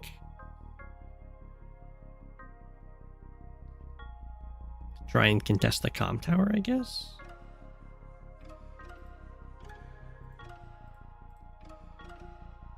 It does stop. So I went back for the repairs. You got some options there. Could go here and smack and then have this tank finish it off, and then you'll be up in unit value. But oftentimes in that's something you more do in fog, because unit value also means they get less vision. In standard, there's a lot more of this kind of play where it's like just injure your unit, so it's effectively almost worthless in actual combat. Not quite, of course. I can still go for sacrifices and stuff. It's also going to go back to heal. It's just going to take a longer time to heal, which is also, of course, something that's dangerous against Kindle. If it takes a long time to heal, you don't want to end up repairing into an Urban Blight. It's pretty interesting to me that the Red James seems to be very focused on denying this comm tower from the 1 base into the 2 base side. It's something you can do, but usually you do it with an artillery, like following it up. So the artillery would like take a spot back here behind this mountain and deny the comm tower. And if you're doing it with tanks and infantry, you're gonna run out of units if you're trading evenly. In this case, it doesn't look like they're trading evenly at all, so I would expect them to start spiraling into death. We'll see.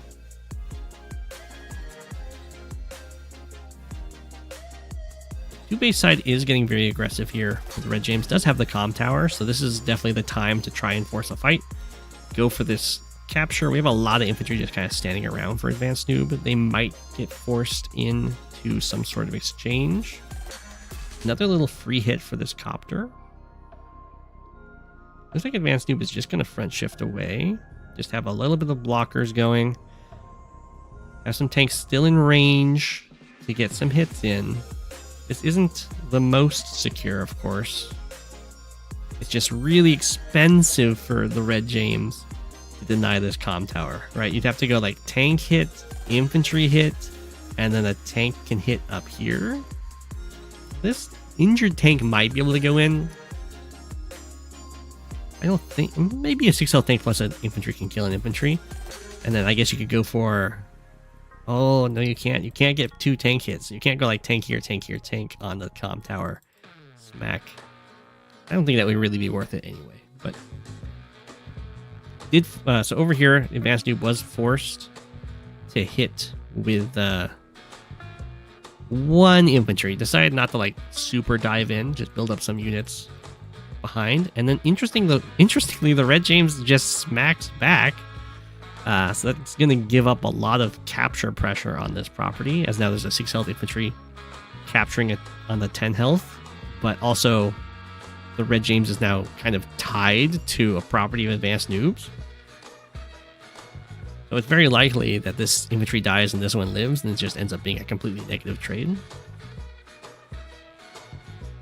Yeah, see?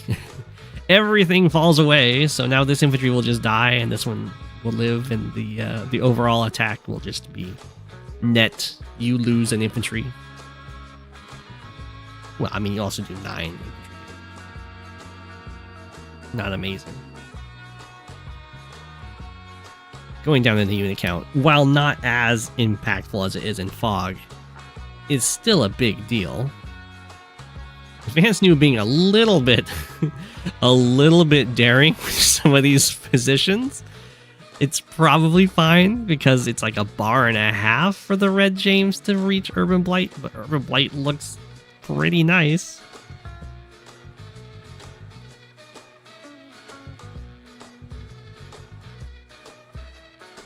I think it's fine. It would be some pretty impressive attacks to get there. And I think once you go for those attacks, you don't have enough stuff to actually capitalize on the Urban Blight anymore.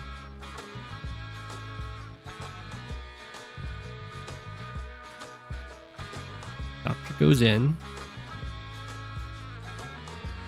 Pretty gutsy. Oftentimes you gotta be concerned about, like, the copter hits the tank, hits it down for 4, and then you send your own copter in. But then if your copter dies, then they got to trade a copter for like half a tank and a copter.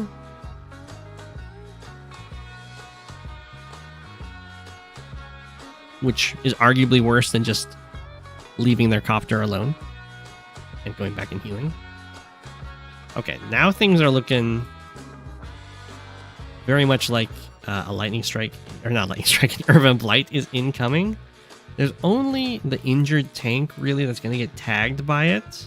The real concern would be if a copter, 1, 2, 3, 4, 5, 6, could ever make it onto this city and like kill off another copter. But I don't think that's quite happening. So the Urban Blight's probably happening next turn.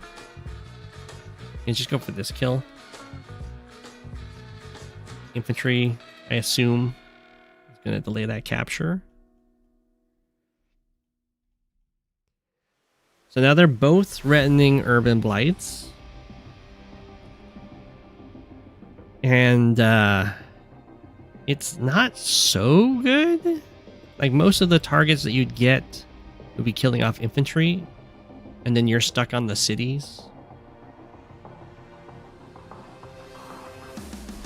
If the anti-air could go, if both anti-airs can die and like the copters die, then it would be worth it. But I'm pretty sure the anti-air survives. When 7 health on the HQ. Maybe if you like double sacrifice infantry into it first. Try and get it down to like 9 or something, and then get it down to 6 and the tank could kill it. But I don't think that's probably worth it. They're just gonna back and forth, getting some hot shots over here for the Red James, who's down by 7 units. Anti-air goes forward, is covered by their artillery. We've always got to be concerned about just losing from composition. There's only 3 anti-airs. I guess there's 1, 2, 3, 4, 5. I mean, 4 really active copters, so it's not so bad. Looks like we're just gonna trap this tank here. Kill off the anti-air, maybe. And this is gonna take 2 tank strikes. As is, I think this tank probably trades. Ooh, just leaves it at 3. I mean, 3 health anti-air isn't the most deadly. It does go on a city, so you can urban blight it down and keep it at 3. That copter is in range of that anti-air. Whoa, okay, Red James doing a huge front shift, leaving a wall of infantry to defend over here. It's kind of going to be an evacuation of this city. Still no urban blight. We could go for a high society as well. They're just playing it chill. Ooh, okay. AdvanceNoob does not want to attack into this at all. They're even in properties, and since this is a live game, they've of course got their timers going on here. The Red James has a time advantage. But there's this like, interesting factor in live games. There's an extra element of pressure, which is a day limit. If you hit 30 days, the person with the most captured properties wins the game. And while usually putting pressure on the players like that will shorten games because there's like more ways to lose and they have to fight for it and everything, in this case, it actually usually makes games go on longer, because you can win a game that you're really down in army, provided you're just up by 1 property as you hit that day 30 limit. So it's not too uncommon to have the game kind of stall for a bit as they wait for the day limit to get closer and closer to 30. And then take some mad dashes to grab properties. Where in like global league games, you don't have that day limit, and so you don't usually have that people playing for that out as much. Okay, we're gonna have the urban blight from AdvanceNoob. We'll see what they get out of it. High society was also an option if they wanted to have some big swings. Like 1 tank strike from a city. Oof. Infantry swings over here. Most of the army is not engaging. Okay. We're gonna go straight for the high society. So high society gives you more damage per city you have. I think it's 3% per city and base. Maybe? Or is it city and HQ? Something like that. Mostly just cities. The tank strike was supposed to one-shot but failed. Ah, that's why we don't go for rolls like that. And then high society also makes it so you do like 120% more damage off of when you're attacking from a property.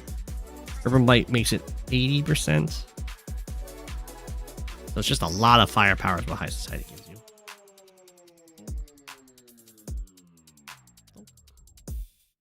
Thunk. All the attacks in.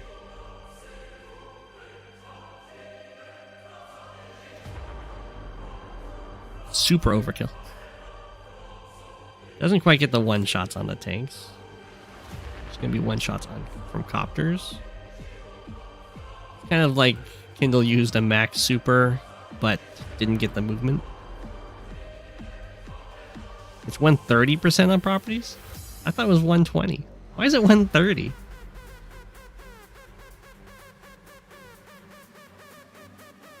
Doesn't make any sense. I thought it was going to be like your day-to-day is 40, you use Urban Blight, you go to 80, and then you triple it when you hit the super. The doubling, but whatever. I guess you get to triple it and a little extra. That was a pretty nasty attack. There's still a really large copter force here for AdvanceNoob. Going for trap on this tank. Sure.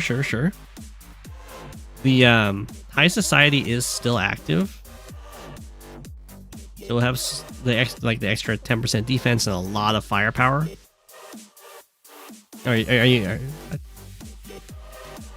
Are they including the 1010 in that?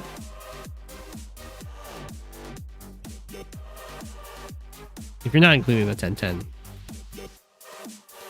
then, or if you are including it, then that would be. Ooh, no Urban Blight.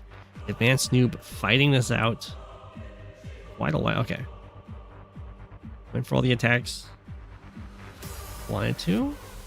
Does get some nice attacks from the city, trying to break this anti-air. Pop. Can't reach for an attack from this city. Kind of unfortunate. We do get the strike through here, though.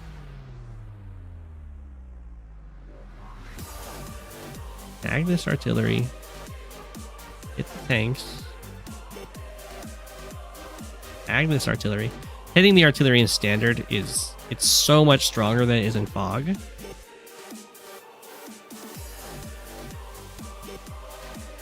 Because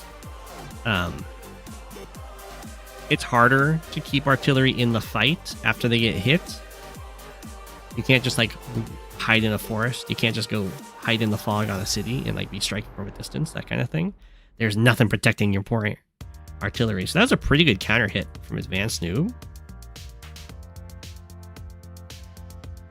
Looks like we're just going to spiral into a gigantic brawl with these two armies. Let's see how it goes. Hits the Neo tank with the copter.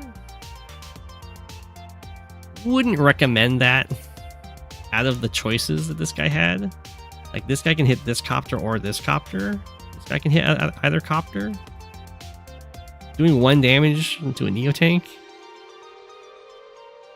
I think it does make it so it's misses out on 1-shots on tanks, maybe?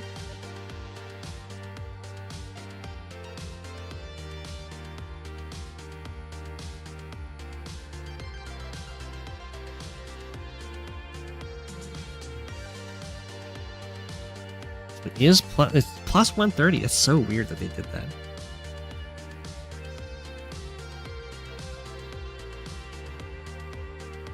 Because other COs, it's like doubled and triple, right? Whatever. Kindle needed that extra 10%, you know. Okay, so the Red James does free this tank. Got an Urban Blight at the end of the turn.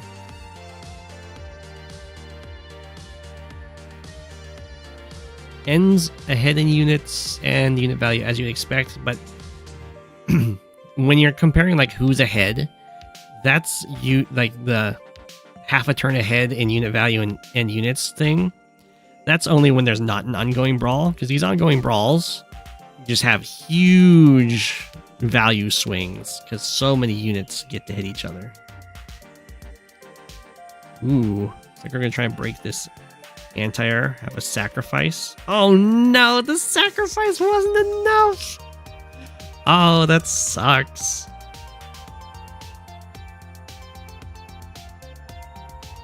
It would have been enough, but the extra stats from that Urban Blight.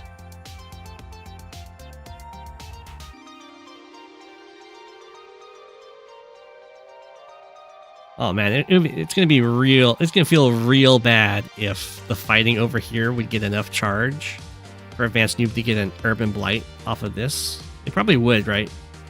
You always have the desperation play of tank hits copter to get the charge.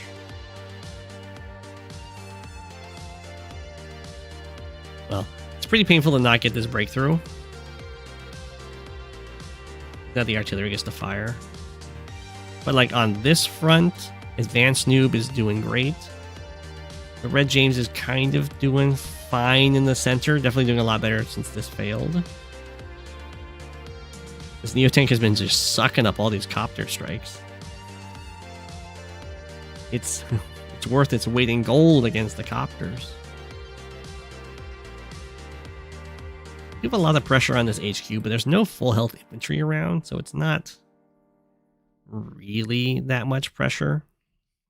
It's kind of just like a lot of overextension. Like this copter comes in, it hits this copter, but then it's just gonna die for that. Urban Blight does tag a few things. I don't know what...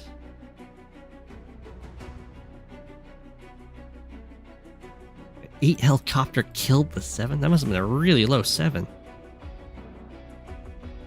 What hits we're going to get really make the Urban Blight super nice. Although the 10-10 stats are good. And it's nice that the copter doesn't have to hit from the HQ. That way it doesn't get hit by the opposing Urban Blight.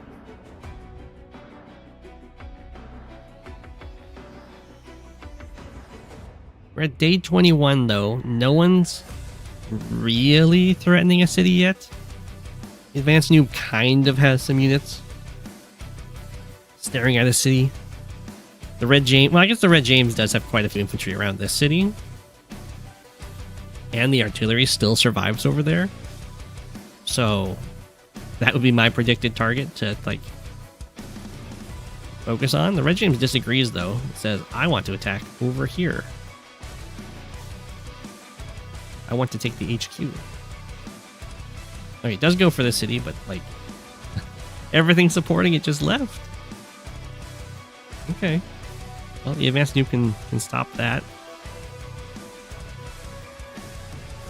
And picking these guys up, this Neotank has been very valuable.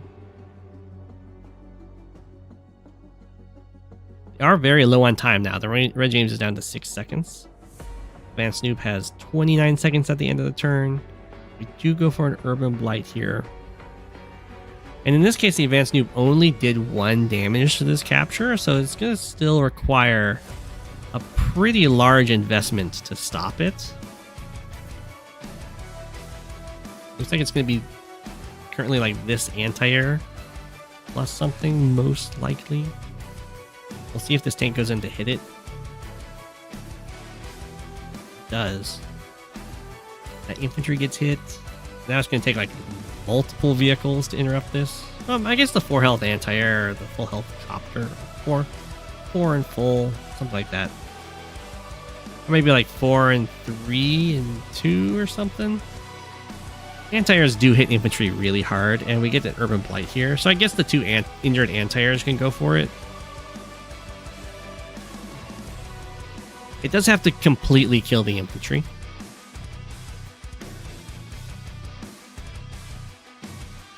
Go for a sacrifice. I guess that does spare one of the anti-airs. Sends the copter in. Oh, wow.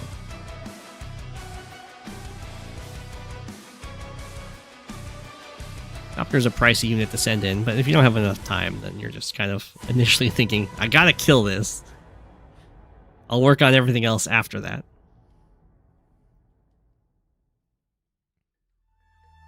Okay, so the brawling is starting to cease. And the Red James is actually showing up on top because the end of AdvanceNoob's turn there, still down in unit count and down in unit value. So the Red James is about half a turn ahead.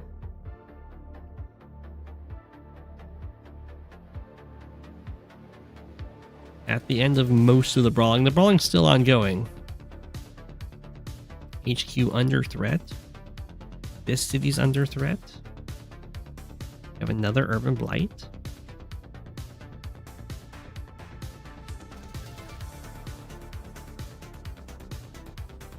Smack. I don't know about going for this HQ, by the way. Like, I don't think there's enough stuff actually supporting it to make it not just like a free interrupt. I guess it might be just the master plan to finally finish off this Neotank.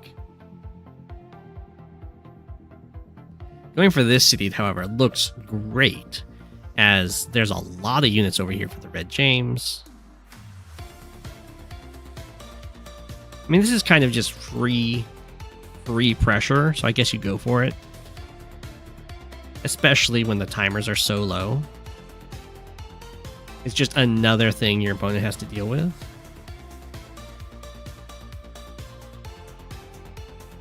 Anti-air goes down. Copter gets hit. Okay, now it's also looking like more of a threat as well. It's join capped.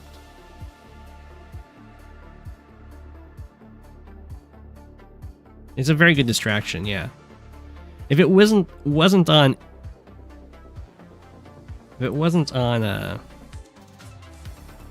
increment, I don't think it would have been great. But just that pressure, you have to deal with this. You have to spend time thinking about how you're going to deal with it, and all I had to do was like fresh capture and join.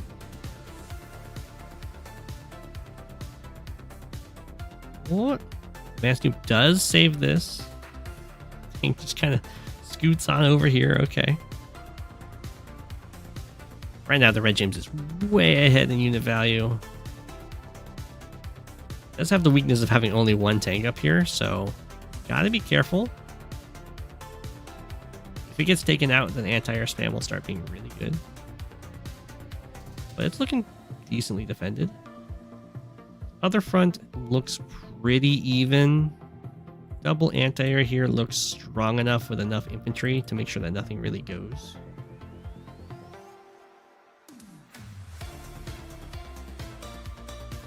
We're at day 26. So hitting infantry is a huge deal. As they're even in captures. There's only 4 turns left in the game. This is a kind of situation where I think if this was non-live and if this was the board state, I think AdvanceNoob might resign because Red James is really far ahead. And that might be GG with that comm tower. It is a 9 health infantry capturing, so it's going to take a extra time to get it finished. Wow, so risky for the Red James to just do a full retreat. The idea here is that AdvanceNoob needs charge to get an Urban Blight to help interrupt this. As AdvanceNoob, you're just gonna like send everything over here pretty much.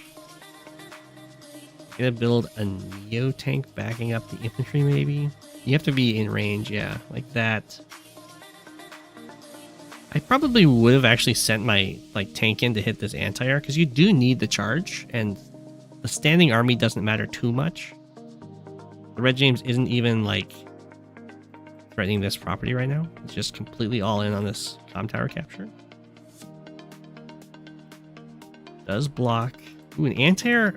Yeah, I guess. 1, 2. Was it a choice? Was it like?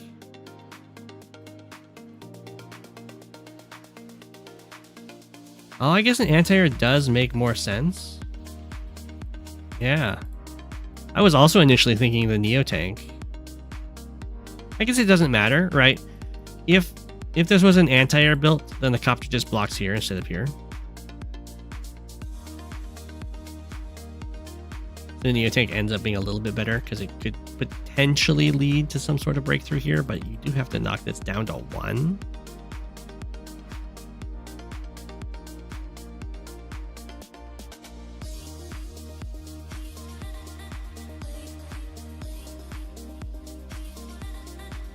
You get the tank strike. Oh, don't get the tank strike. Really? Does this not Urban Blight smack? Is that not enough? I mean, it must not be, otherwise AdvanceNoob would go for it.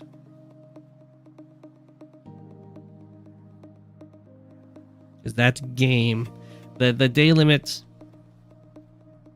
the rocket can interrupt, the Urban Blight can interrupt. The day limit cares about comm towers. The capture victory condition in your league games doesn't care, but league games care. Or not league games, live league games care. Their fancy day limit. AdvanceNoob resigns, day 30. The Red James is going to get this capture, already has this capture. GG. Palm Tower for the victory. Well played, well played. Very back and forth. Well, it was a little back and forth and then just like a giant fight in the middle, and then it was back and forth. That's game. GG. Alright, that's going to be the end of the stream for the day. I hope everyone enjoyed. I'll leave you with an apple. And thanks for watching. It's Go7, king of the penguins. Of all the penguins, he is king. It's Go7, king of the penguins. Being king of the penguins, that's his thing.